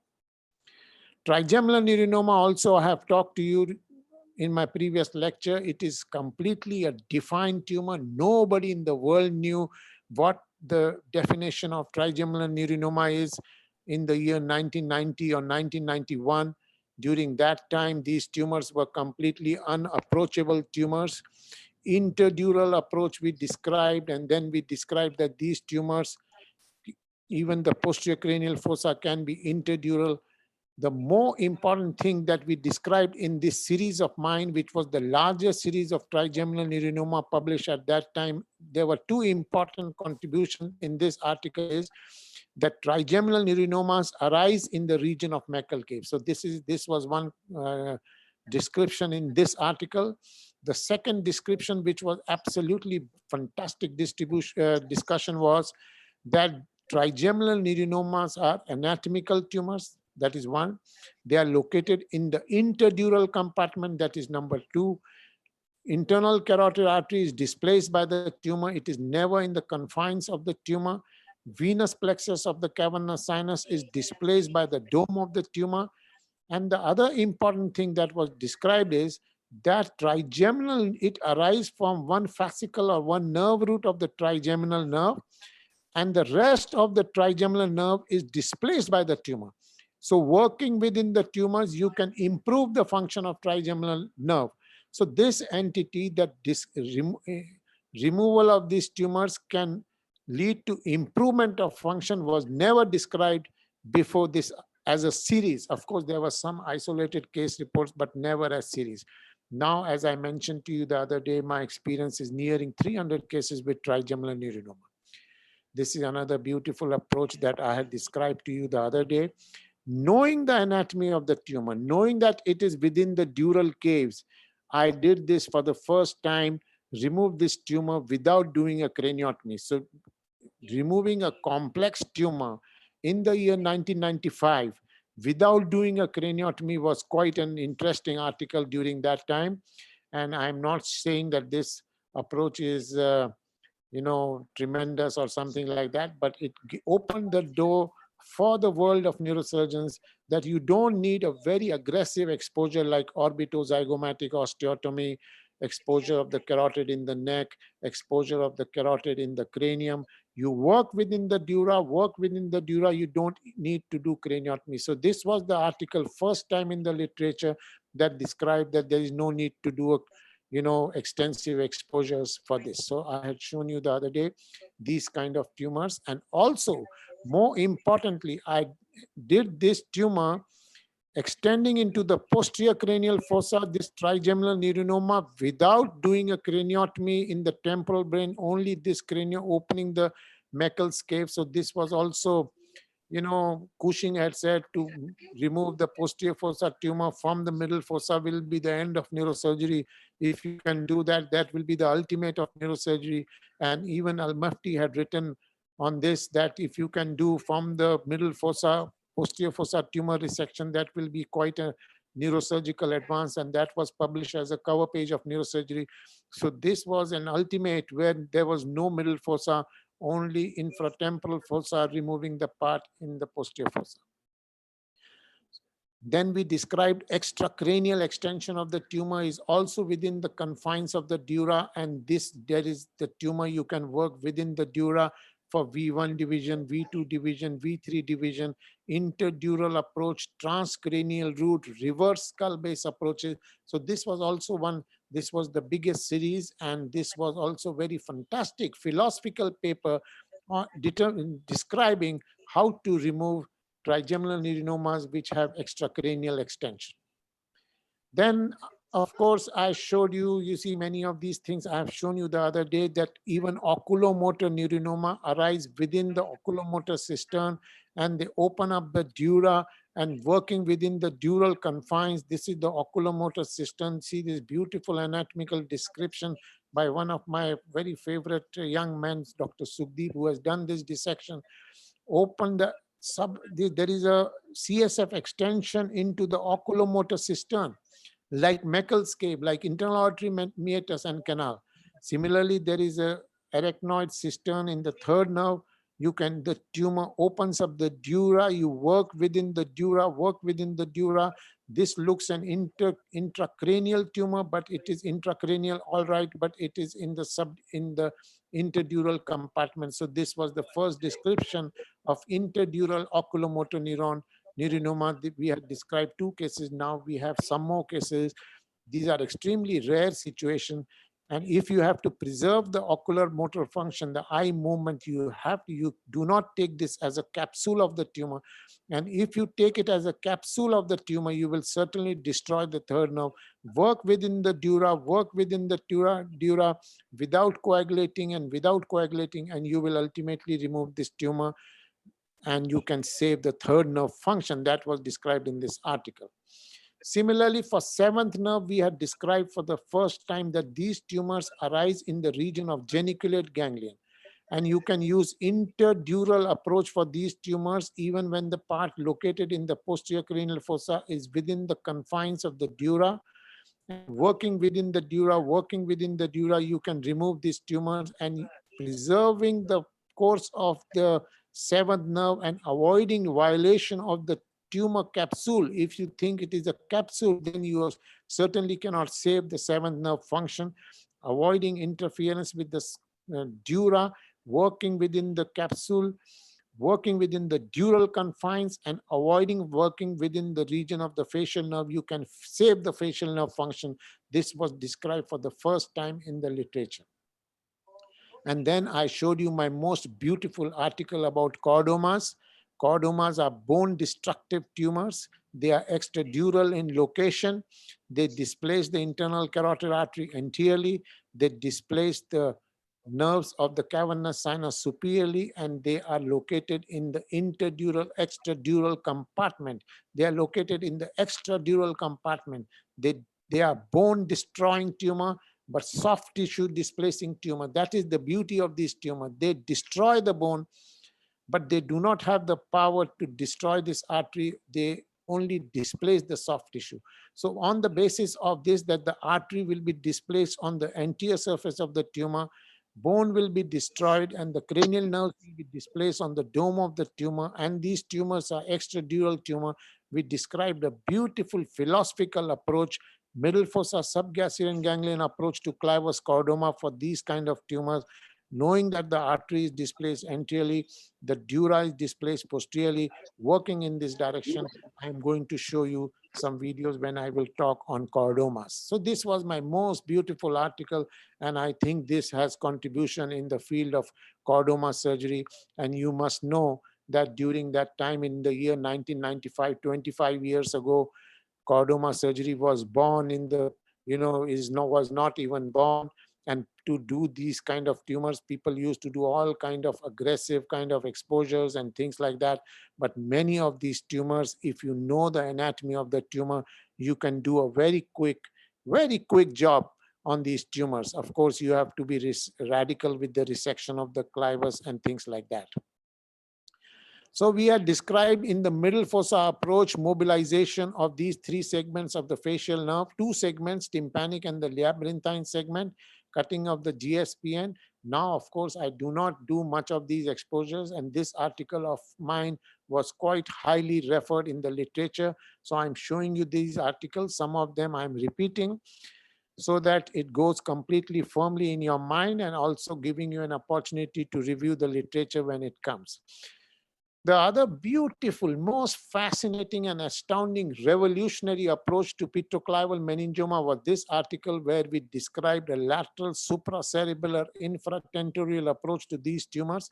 So this supracerebellar infratentorial approach was described first time by us in this article for petroclival meningiomas, and these tumors were removed, and many people in the world are now using this supracerebellar approach. I think this contribution of mine also was quite a fascinating supracerebellar approach. Otherwise, people used to do by petrosectomy, Kawase approach, anterior clinoid resection, and many of these tumors, the whole world is now doing supracerebellar approach or retrosigmoid. Of course, retrosigmoid was first promoted for these tumors by Sami, but we described the supracerebellar approach. This is a most fascinating approach. For foramen magnum meningioma, you know the world of foramen magnum meningioma, mobilization of the vertebral artery, removal of condyle, removal of the various kinds of extreme lateral approach. Lateral approaches were described, and I was the party to when these approaches were described. I was one of the participants in these approaches, but as we developed in the field of foramen magnum, I do this beautiful approach. Now we have done several cases. 20 years ago, I had described this approach. Midline approach, elevate the cerebellum, come laterally, work within the cranial nerves, and many of these tumors located right in front of the brainstem can be removed quite easily, quite quickly, and quite aggressively by this conventional kind of approach. Now I never do for foramen magnum meningioma. Extremely rarely I will do condyle resection or vertebral artery mobilization, which I was doing on a regular basis in the year 1991, 92, 94 during that time. But now I do conventional. So this article of mine was also quite a wonderful article. You must try to read it. Giant pituitary tumors, I have shown you the other day that concepts of giant pituitary tumor. Now my experience with pituitary tumors is more than 4,500 cases, and I do regular microscopic neurosurgery based on my concept that these, no matter how big these tumors become, they have a very defined relationship with the dura. Microadenomas like Cushing disease need to be removed as a nodule. Microadenomas of acromegaly needs to be treated differently. Many of these, you do a beautiful operation, you give new life to this person, you can give new vision to the person, you can cure the acromegaly, and you can cure the Cushing disease by a beautiful surgery. So this is one of the most result-oriented operation that you will do in your entire field of neurosurgery, and you must read some of my new beautiful articles on this subject. I told you the other day that my paper on pituitary tumor has completely revolutionized the field of pituitary surgery. And this concept that the dura will be elevated, diaphragm will be elevated on the dome of pituitary tumor has completely revolutionized pituitary tumor surgery. Even the relationship within the cavernous sinus, I showed you that lateral wall is never transgressed by the dura. In encasement of the internal carotid artery is the parameter to define pituitary tumor surgery. Encasement of carotid artery, this grading system we describe, elevation of the dural roof of cavernous sinus is quite a common event. To know that this was first described by us, even to understand that the dura will be elevated by the tumor, dura will be elevated by the tumor, and dura will be elevated on the dome of the tumor. This fact has completely revolutionized pituitary tumor surgery.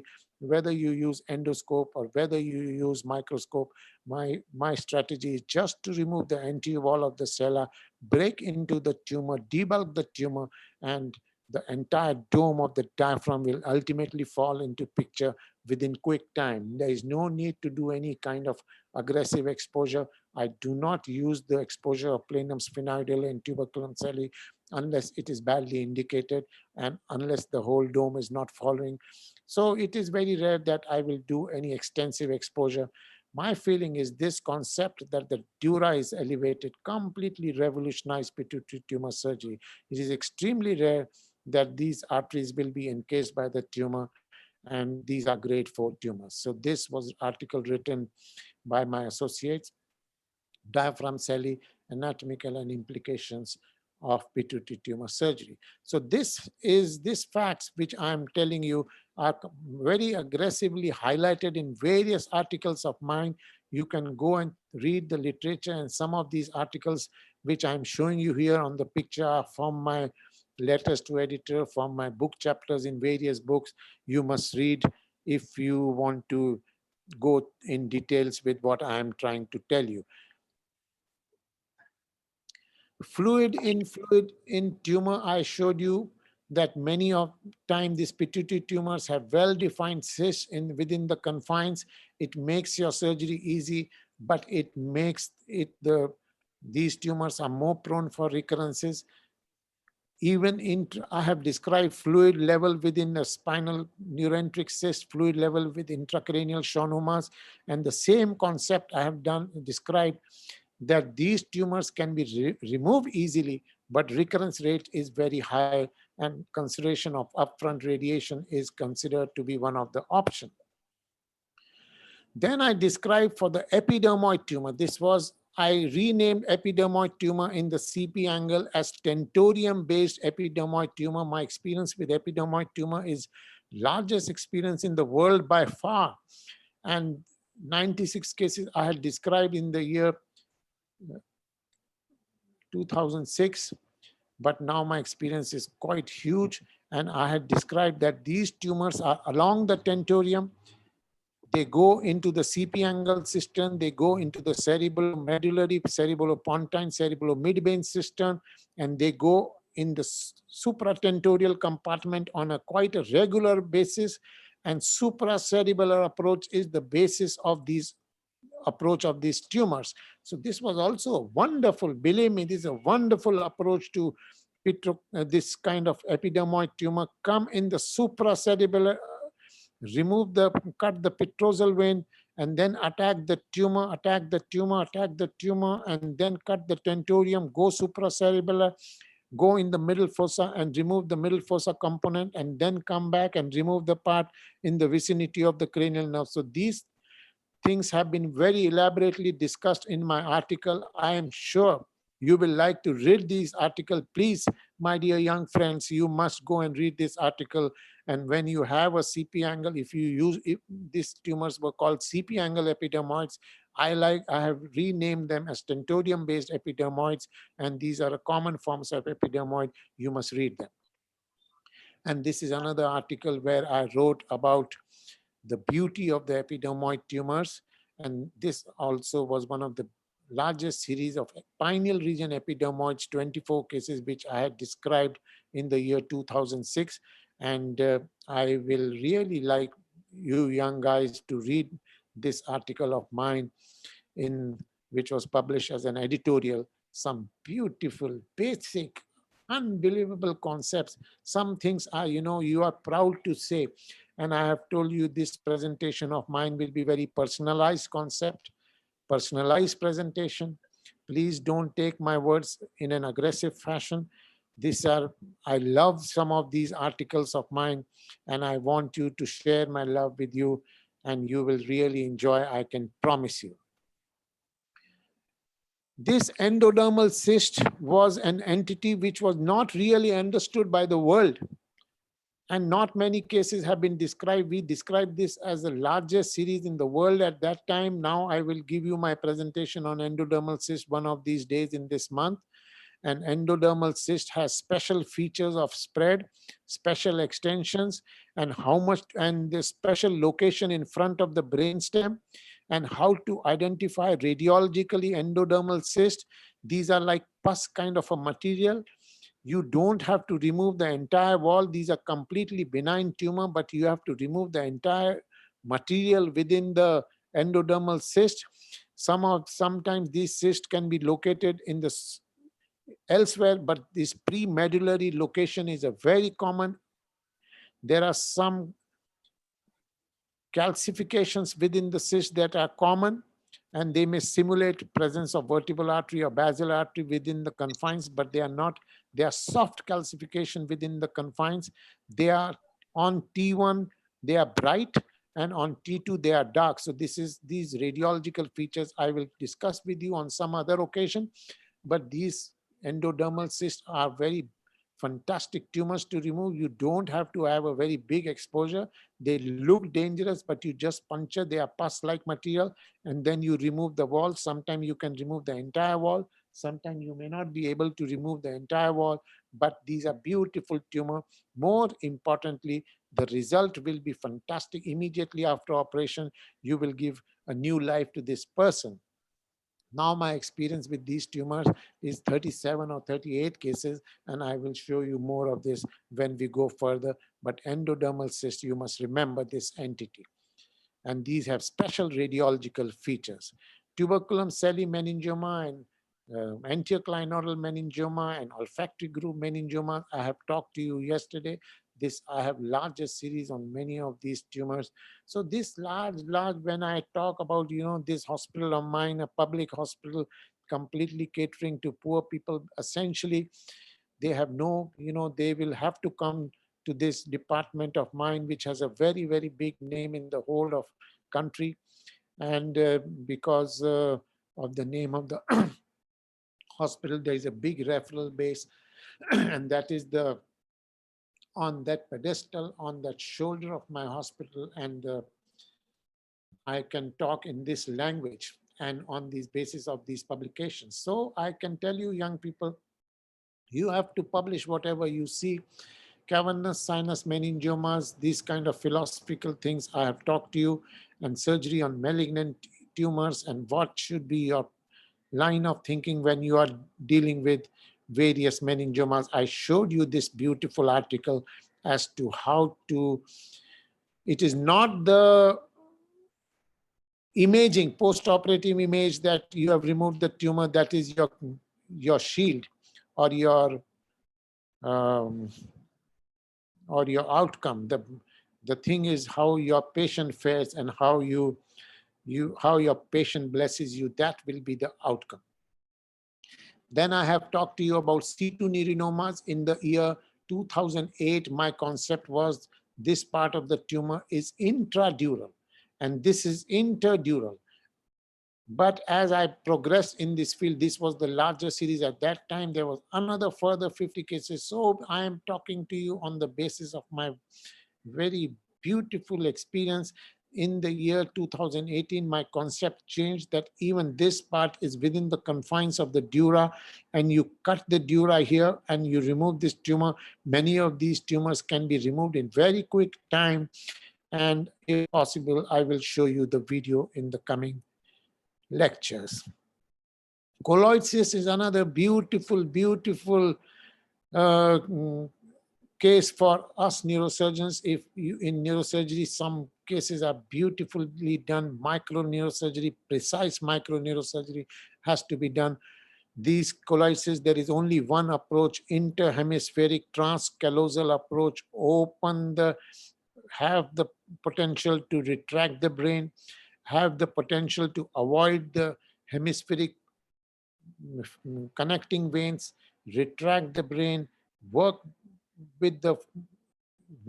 by forceps and open the subarachnoid cisterns, enter into the corpus callosum, make a small opening, drain the ventricular fluid, enter the ventricle, identify the colloid cyst, puncture the colloid cyst, then hold the cyst and dissect the cyst from the circumference, and you remove the cyst. So this was the largest series when I had published in the year 2002.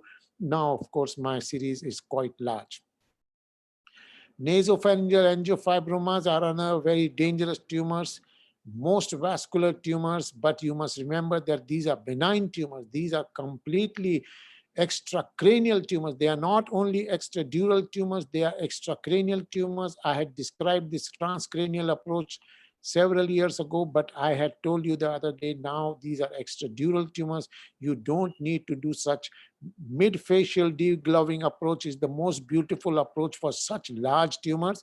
But for smaller tumors, you can do even like a conventional mid-facial, little bit expanded transsphenoidal approach for smaller tumors. but you can expand the exposure because many of these tumors, and how to remove this tumor is a game. It is a game of experience. It is a game of your ability to handle bleeding, ability to understand these tumors. And these tumors, as I mentioned to you, are completely benign tumors, and you remove them, you give new life to these patients. I have told you that I don't like preoperative embolization for these tumors because I have suffered, 3 of my patients have suffered visual loss following embolization. And if I have to give you this message, I will never do preoperative embolization for these tumors. Have a wide exposure. Mid-facial degloving is my route of surgery. Acoustic tumors is one of the most wonderful tumors for neurosurgeons. All of us love to do acoustic tumors. And I have to tell you, all of us grow in our neurosurgery by developing the art of tumor resection, by developing how to demolish the tumor and preserve the facial nerve. Facial nerve is the absolute wonderful need to dissect the facial nerve, or you can create very, very bad demolition of the face of the person. Now, as I mature in the field of acoustic tumor for the last 7, 8, 9 years, I am focusing on preserving of hearing, not preserving, improving hearing in giant and mega giant acoustic tumor. I can tell you, and you must just listen to me, and what I'm saying is, even in mega acoustic tumor, you can not only preserve hearing, but you can improve hearing on a consistent basis. I am not saying that I can preserve facial nerve in 100% patient and all, but there are techniques to improve and techniques to learn, and we have to just love this technique of removing the acoustic tumor, the art of breaking the tumor, art of avoiding coagulation within the confines of tumor,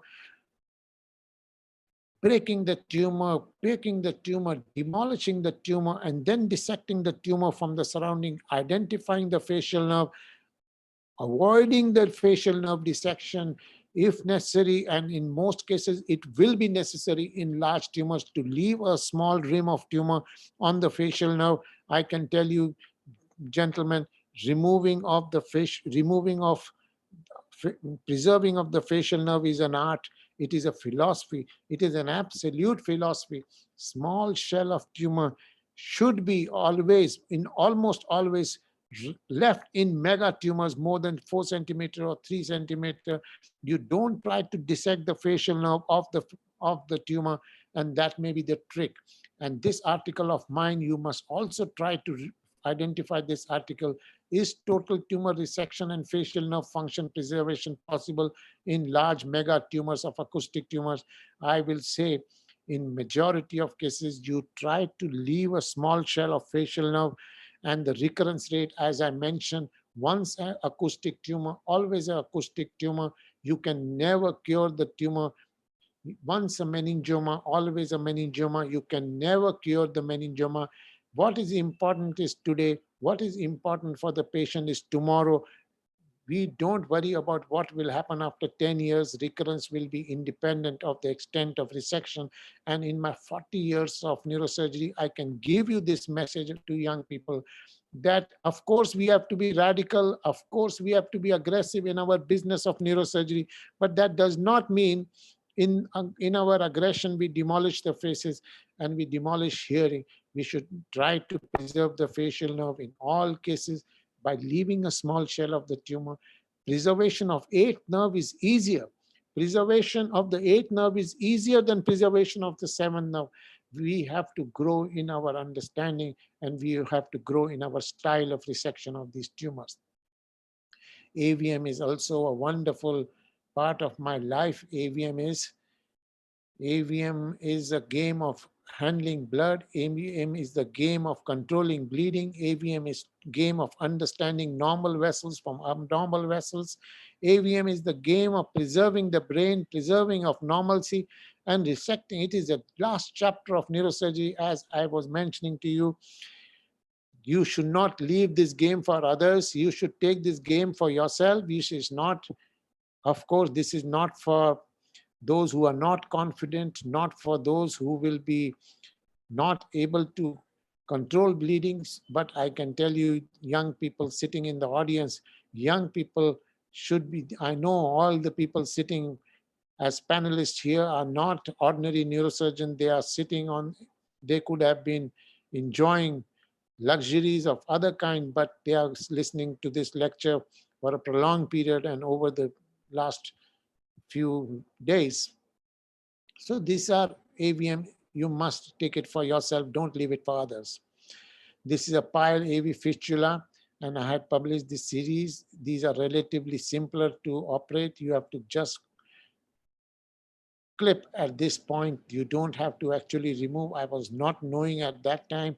I had removed this completely, but then I realized that these are different entities from regular AVM, and we have to learn how to remove pile AV fistulas. So this was another paper of mine, transfalcine approach to contralateral hemisphere. I had described in the year 1995. And this paper is also quite heavily cited, and some surgeons like Spetzler and Lawton like this approach very much, and they have done this approach on some occasions. And I had described to remove contralaterally AVMs I showed you the other day to come from this side, get to the feeders, then come from this side, get to the nidus. You can preserve the vein better in that situation. So contralateral approach, transfalcine approach of mine, 1995, very heavily cited. This is also one of my very beautiful papers. This was another paper of mine, middle fossa epidermoid tumor, middle fossa. There is no extension into the posterior cranial fossa. I had removed at that time lateral posterior fossa approach to middle fossa tumor. So this was the approach I had described. There are some features which show you, tell you that middle fossa is a posterior fossa approach is better for this. Those tricks I will tell you when we discuss about epidermoid tumors and how the epidermoid tumors are associated with pituitary stalk, with posterior cranial fossa. I will discuss with you, but posterior cranial fossa approach for a middle fossa was first described by us. Subsequently, others have also described posterior cranial fossa approach for cavernomas of the midbrain and cavernomas of the temporal brain. Recently, somebody has described also epilepsy surgery from the posterior fossa approach, and supratentorial midline approach has been described for various kinds of lesions that you know. But this paper of mine was the first time posterior fossa approach for middle fossa tumor. Then there are some articles of mine. You can see the references here, some beautiful anatomical work I'm doing. Now you will see my next phase of my approaches for gliomas, which will now soon flood the literature for you. Very soon you will see me and my team will work with you for glioma surgery, but this anatomy of the brainstem, one of the most beautiful. You must, if you believe me, if you like my presentations, you must go and see these two papers, which have some of the most fascinating anatomy of the brainstem. You can see this beautiful dissection. This is just one slide that I'm showing you, but you see this paper in World Neurosurgery recently published, and I can tell you, this anatomy has never been discussed in the history of neurosurgery. And this Papez circuit, you see, the entire Papez circuit of the body has been removed from the body and has been displaced outside, never done in the history of neurosurgery. And some of these anatomical work you must read and see in the literature.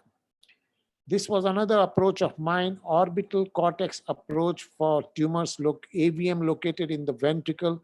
You elevate and you come open the sylvian fissure, identify the feeding vessel from the subfrontal approach, orbital cortical approach to lesions in the frontal horn, and this area you will see some beautiful, fantastic approach based on anatomical understanding of the fiber tracts, anatomical understanding of the uncinate tract, anatomical understanding of the IFOF, anatomical understanding of various tracts, which you will see in the near future, my articles which will flood the world of glioma surgery you will see very soon.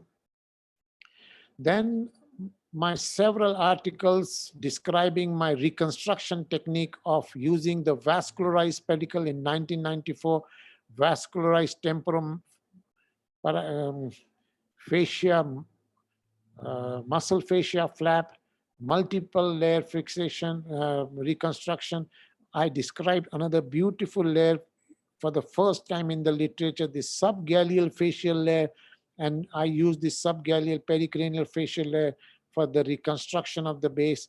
You see this middle fossa reconstruction using osteomyoplastic flap. We described first time osteomyoplastic in the year 1994, then basal reconstruction using multiple flaps.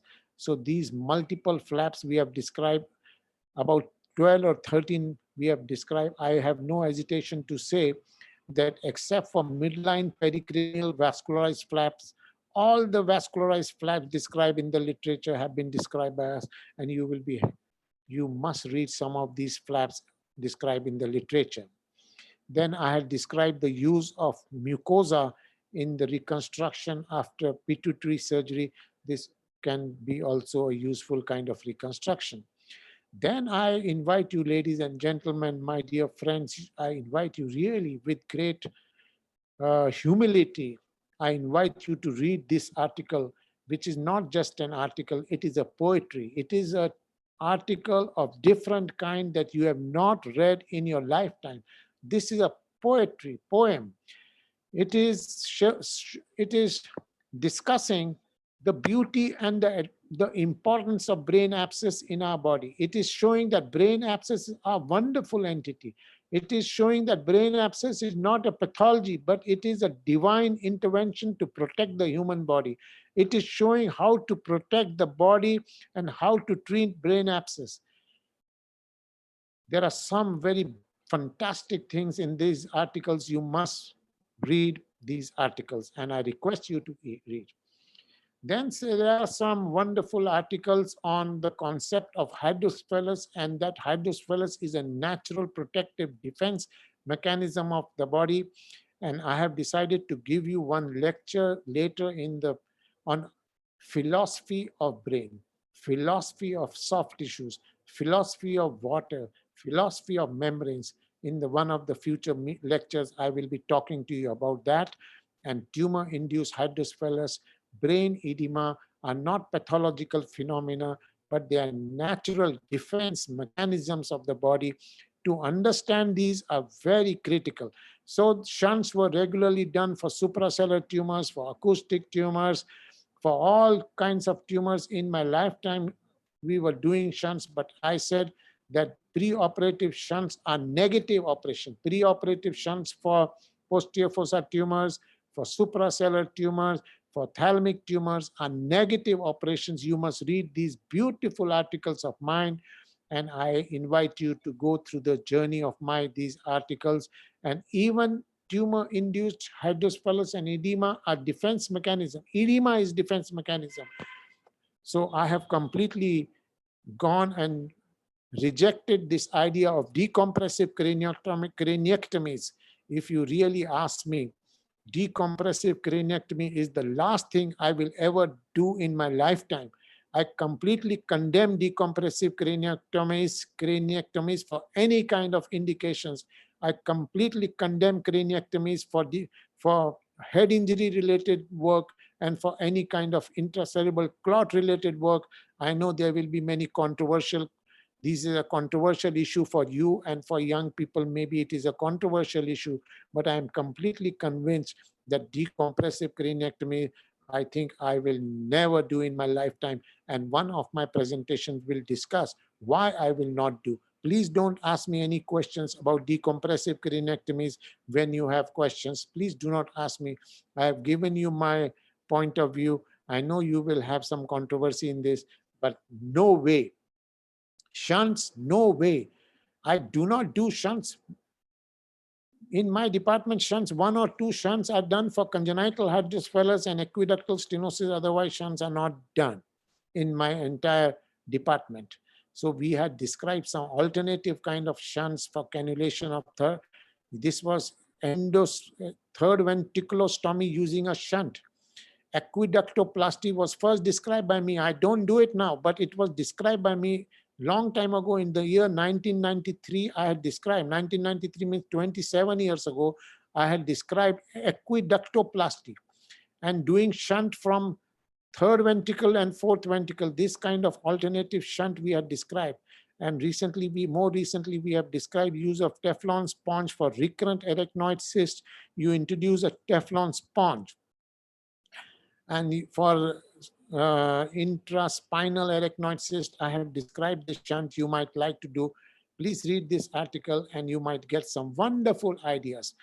This aqueductoplasty and third ventriculostomy from below we had described, but I have told you that this is my historical perspective. I don't do it. Advancement of craniosynostosis. You see this advancement, I had introduced these screws and advanced this gentleman's head. You see the advancement, it is quite aggressively and advanced. You can see in this picture, and this patient had come to me recently. So this technique was described by me long time ago, plate and screw technique of advancement of supraorbital bar. I don't do too much of this kind of work now, but this was described by me. It is not very popular technique, but see this head like a completely sucked head, and now it has gone in front, and this boy has lived quite a wonderful life all these years. Then there are some beautiful, oh my goodness, these are some of my most fantastic papers. You will like to read them, and I wish and I really invite you with all humility and love for all you guys and gentlemen. Neuraxial healing, equalization of neuraxis, eyeing the skull base, muscle, the eternal eco-friendly automobile, integrity, immunity, reactivity, restorativity, bioluminescence from brain abscess. These are some of the most beautiful articles that can ever be, in the neurosurgery. We have never discussed about philosophy.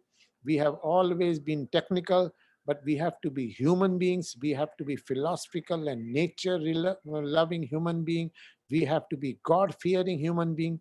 We have to know that there is somebody sitting on our head who will not be happy if we create complications. We have to learn from our complications. We have to be respecting the powers of nature, respecting the power of dura, respecting the power of water. And I have already told you that one of my lectures will be on philosophy of neurosurgery and how it relates to us neurosurgeons. And this is the stitch which I had described in the year 92, closure with suturing these two ends.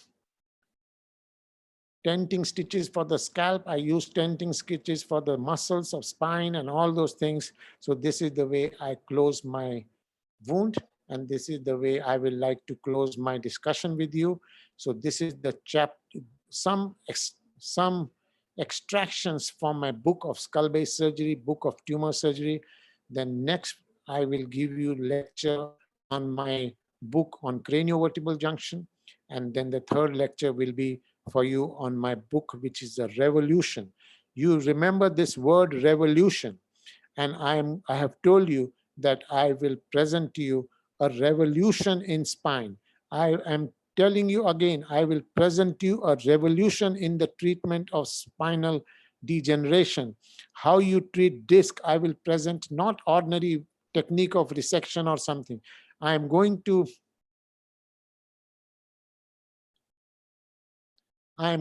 present to you a revolution in the treatment of lumbar spine, lumbar canal stenosis, degenerative spine, and other things. So that will be my third lecture in books. So 3 books. You please try to read the book chapters. When you go back, I have just briefly summarized to you my journey in cranial neurosurgery. Thank you very much. Dr. Toll, thank you very much for taking the time, and the panel is open. Are you there, right? John, can you remove the screen share from me? Yeah, sure. Ip, are you there? Maybe not. Okay. Hello? Well, yeah, are you there, Ip? No. Okay, go ahead. Ask a question. Go ahead. Go ahead. Chirag, do you have a question or a comment? Yes. Yeah, I'm a very fan of Dr. Atul Gohel, sir, and I just want to know, sir, how to find out all the articles if I want to read in sequence, sir. That is one of the things, sir, I just want to know. No, this is a very big life. This is a work of 40 years. You cannot read in 1 minute. No, You sir, have no. to- I'm just asking, sir. Yes, I'm asking if I want to read like cavernous sinus from your article first to end, sir, all like sequence. How to go ahead, sir? Like, I have given many of my articles on this presentation, and they will be on the YouTube. You can Yes, get sir. the reference and you can read them, Siddharth. Yes, sir. Yes, sir. Okay? Thank you very much, Yep. sir. Can It I was great ask you a presentation. question? Thank you. Can I ask a question, please? Yes, you can. Go ahead. Yes. John, can Thank you very much. unmute some Yeah, of these people? yeah. Let me get that. Yes. Okay. Thank you very much, Professor Atul, for such wonderful lecture. I'm just here following you and your revolutions in the neurosurgery. I have two Thank you, points thank you. about the petroclival meningioma. Do you use a sitting position for the operation? Yes, sitting position. I will give you one lecture on petroclival meningioma maybe day after tomorrow. Tomorrow, I'm going to talk to you on cavernous hemangiomas of cavernous sinus. Day after tomorrow, probably I am talking on petroclival meningiomas. So I will be discussing petroclival meningiomas with you day after tomorrow. Yes. I need you if you don't mind to concentrate on videos, because I think it's still very difficult to control the lower part of the petroclival meningioma when you are going from supracellular. So we want to learn this from you. We need videos to check for this. So you can, why don't you come and join me in my department? We will have wonderful time together. I know. I wish this, it's Corona time and the war in Syria since 10 years. We met last year in Belgrade. It was the first time since, yes. I'm telling you, this war will continue lifetime. Don't worry about the wars. Come back. Okay, thank you very much. Okay. I have seen how to get all the articles. If you Google Professor Atul Goel scholarly articles, you'll get most of his articles and the number of citations. Quite a huge. Very good. Yeah. Very good. Yeah. So you must see them properly. Okay, you must read them, and I'm sure you will enjoy reading them. Many of these you will really love them. Okay. Yeah. Thank you. Okay. More questions, comments?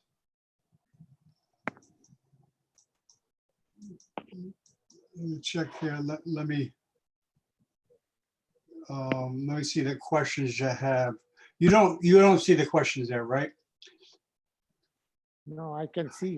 Okay. I'll have a general one here. How do you manage your time as a surgeon and a teacher and researcher and family? How do you manage to do all these together? That is a very difficult question. But I don't know if that's a neurosurgeon or not. We have to do all these things. Most important will be the family, I will say. Most important will be how you handle, if you are happy with your family, if you are happy at home, you are smiling and laughing loudly with your mouth open at home, with your wife, with your daughter. That is the bottom line of being able to do your work. I will say that is the bottom line of being successful, is that you be happy with your family. And if you are happy, they will participate themselves with you. And I think that is the trick of trade. You be happy at home. You spend time with your family, and then you will be able to do all that you want to do. Very good. Okay, John? Yes. More comments, questions? Now's your chance. Professor Atul, are we going to have the lecture on the philosophy in philosophical questions in Yes, neurosurgery? yes. I will give you my philosophy of water. I will give you my philosophy of soft tissues. I will give you my philosophy of flowers. I will give you my philosophy on trees and how we can use that philosophy in our neurosurgery. That will be one of my lectures very soon. Thank you. And okay, comments, questions? One question. One Go question. ahead, go ahead, go ahead. Yeah. Hello. Yeah, hi, we can hear Hello. you. We can hear you. Yes. Doctor. Thank you for the Yes. great presentation. One of the question: how long did you train by cadaver, or your and still your training with cadaver for anatomical? How long Yes, during yes, all your practice? This. That is a very, very important question. That is very important thing in our life. You see, we have to work with cadaveric dissections on a very consistent, it is not a game of 1 day or 2 day to be able to drill the petrous bone, to be able to dissect the facial nerve, to be able to dissect the various corners of the skull base, to understand cavernous sinus, to understand petrous bone, to understand condyle, to understand the powers of the joint, to understand paranasal sinuses, to understand brain, to understand temporal brain, to understand fiber tracts of the brain. To now we have, as I showed you, my department, we are dealing with understanding of the fibers of the brain stem, fibers of the brain, so white fibers of the brain. And this will be, as I have told you, will be my next study material, and next papers on this will be my next phase of my life, which is evolving phase, and you will see them very soon. So dissection on cadaver and understanding of cadaver is the bottom line of your life as a neurosurgeon. Anatomy is the key, particularly for young people. They have to understand the anatomical subtleties very, very fantastically if they have to go beyond a line, if they have to go. And of course, your experience with tumor dissection, how do you remove the tumor, how much tumor, how many tumors you have removed. If you have removed 10 tumors and somebody has removed 100 tumors, there will be certainly a difference between the person who has removed 100 tumors and those who have removed 10 tumors. You go on learning in your life of learning. And that process of learning goes on throughout your life. And you cannot say, I was doing dissection, now I have stopped doing dissection. The dissection, I will also invite you to come to my department and we will do some dissection together, okay? Very good. Thank More you. Go ahead. Somebody had a comment. Go ahead, Uday. May I ask a question, sir? Go ahead. Oh, yes, Uday, my friend. Sir, how much time do you take, just for my inquiry, how much time do you take to do a cordoma, sir? Don't ask me this question because, I don't work with time. Sir, I may remove in 10 minutes or it doesn't matter. I don't want to, for the young people, I don't want to stress too much that I remove quickly. I remove in half an hour. You have seen it, you know it.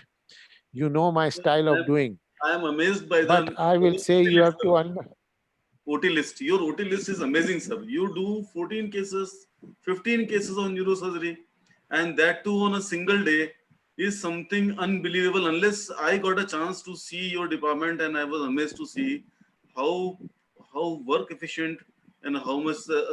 I don't know whether most of my colleagues or friends who are watching may be knowing that Professor Goyal has a waiting list of zero patient waiting list.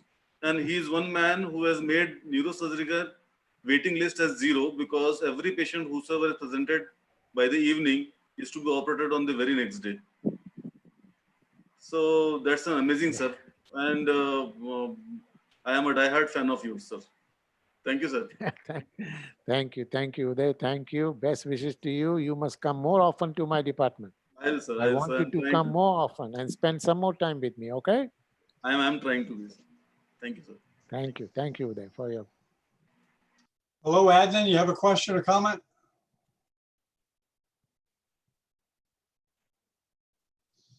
Go ahead, Adnan.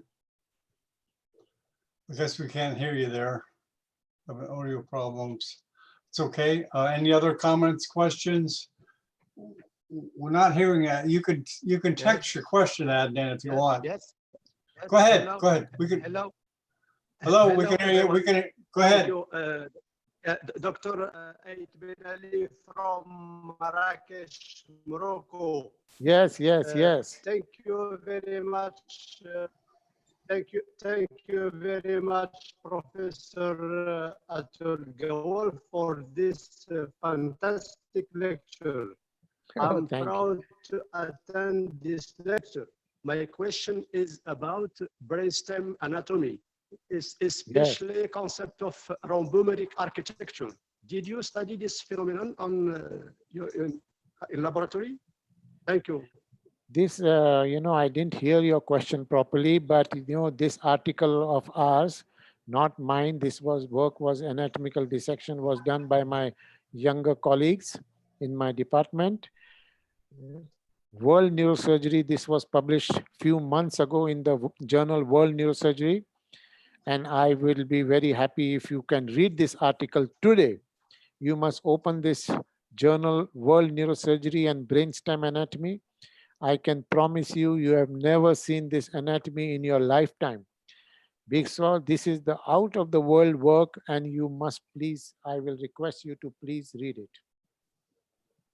Thank you very much. Thank you.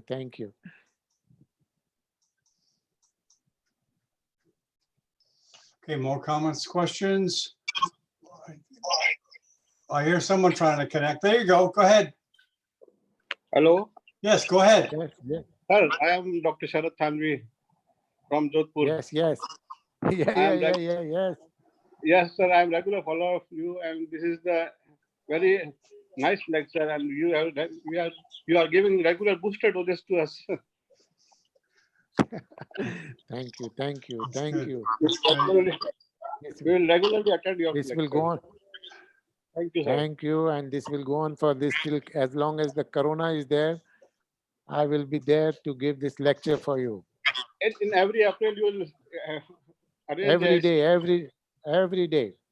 Yeah, Well, thank you. You don't also go out. You're also televising with some Pakistan with Salman, right? You can talk about that because all your people can come see you. You just talk about what time that is and when it is.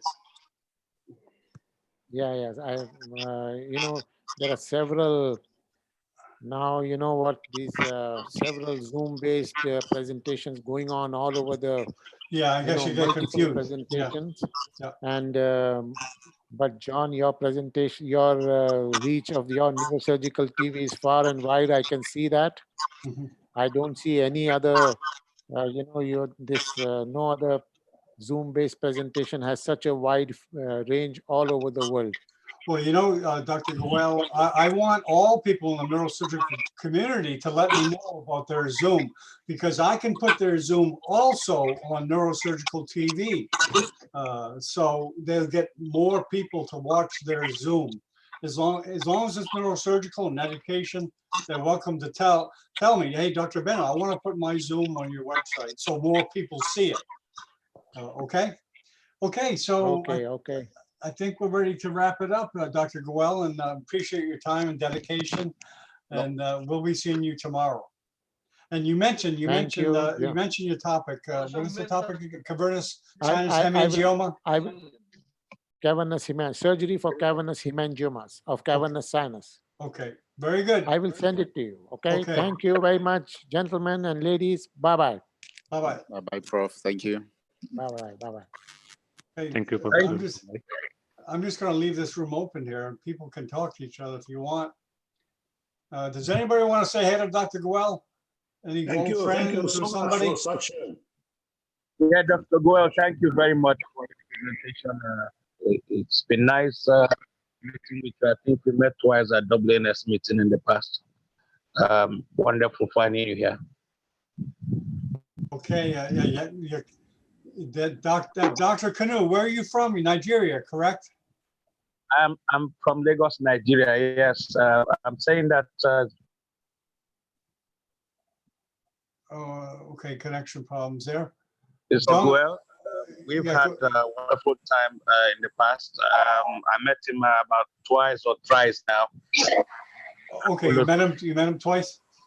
Okay. Yeah. I And met there's him twice, three there's ano- times. And Okay. yeah, we have had, I've also followed some of his works, and they are very interesting. Okay, well, the connection's bad, but Dung Gunga, he's also a Nigerian resident. Are you there, Dung? Yes, I'm here, Dr. Bennett. Yeah, hi. Yes, you get to know Dr. Well, man. Yeah. You get a chance to say hi. You won't get a chance. It's been a great experience. You might not be able to meet him. So it's the chance. Thank you very much for the Thank you very much for the beautiful presentation, Prof. I've really enjoyed every one of them, and I'm looking forward to the ones that are coming in the days ahead. And Dr. Kanu, who just spoke, is a trainer here in Nigeria. I'm quite familiar with him. It's a pleasure meeting him on this forum. So thank you, Dr. Bennett, for arranging this. Yeah, you invite all members of the Nigerian neurosurgery community to come out. You know where I really am aiming at, Dr. Goel, is for us to televise the classrooms. Like this lecture will be at a classroom.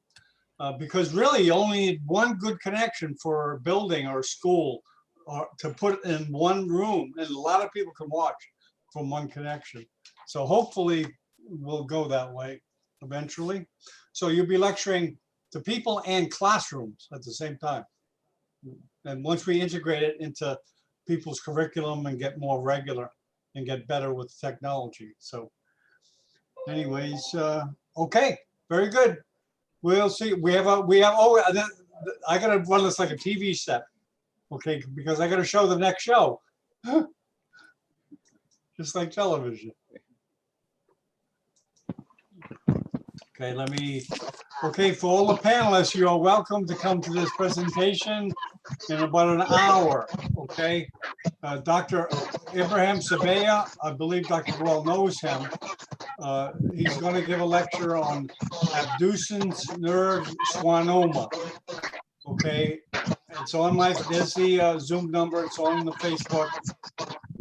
If you want to be contacted about this, put your email address down at the bottom. But it starts in about an hour. So, okay. Okay, everyone. We'll see you later. Thank you, Dr. Bennett. Bye-bye.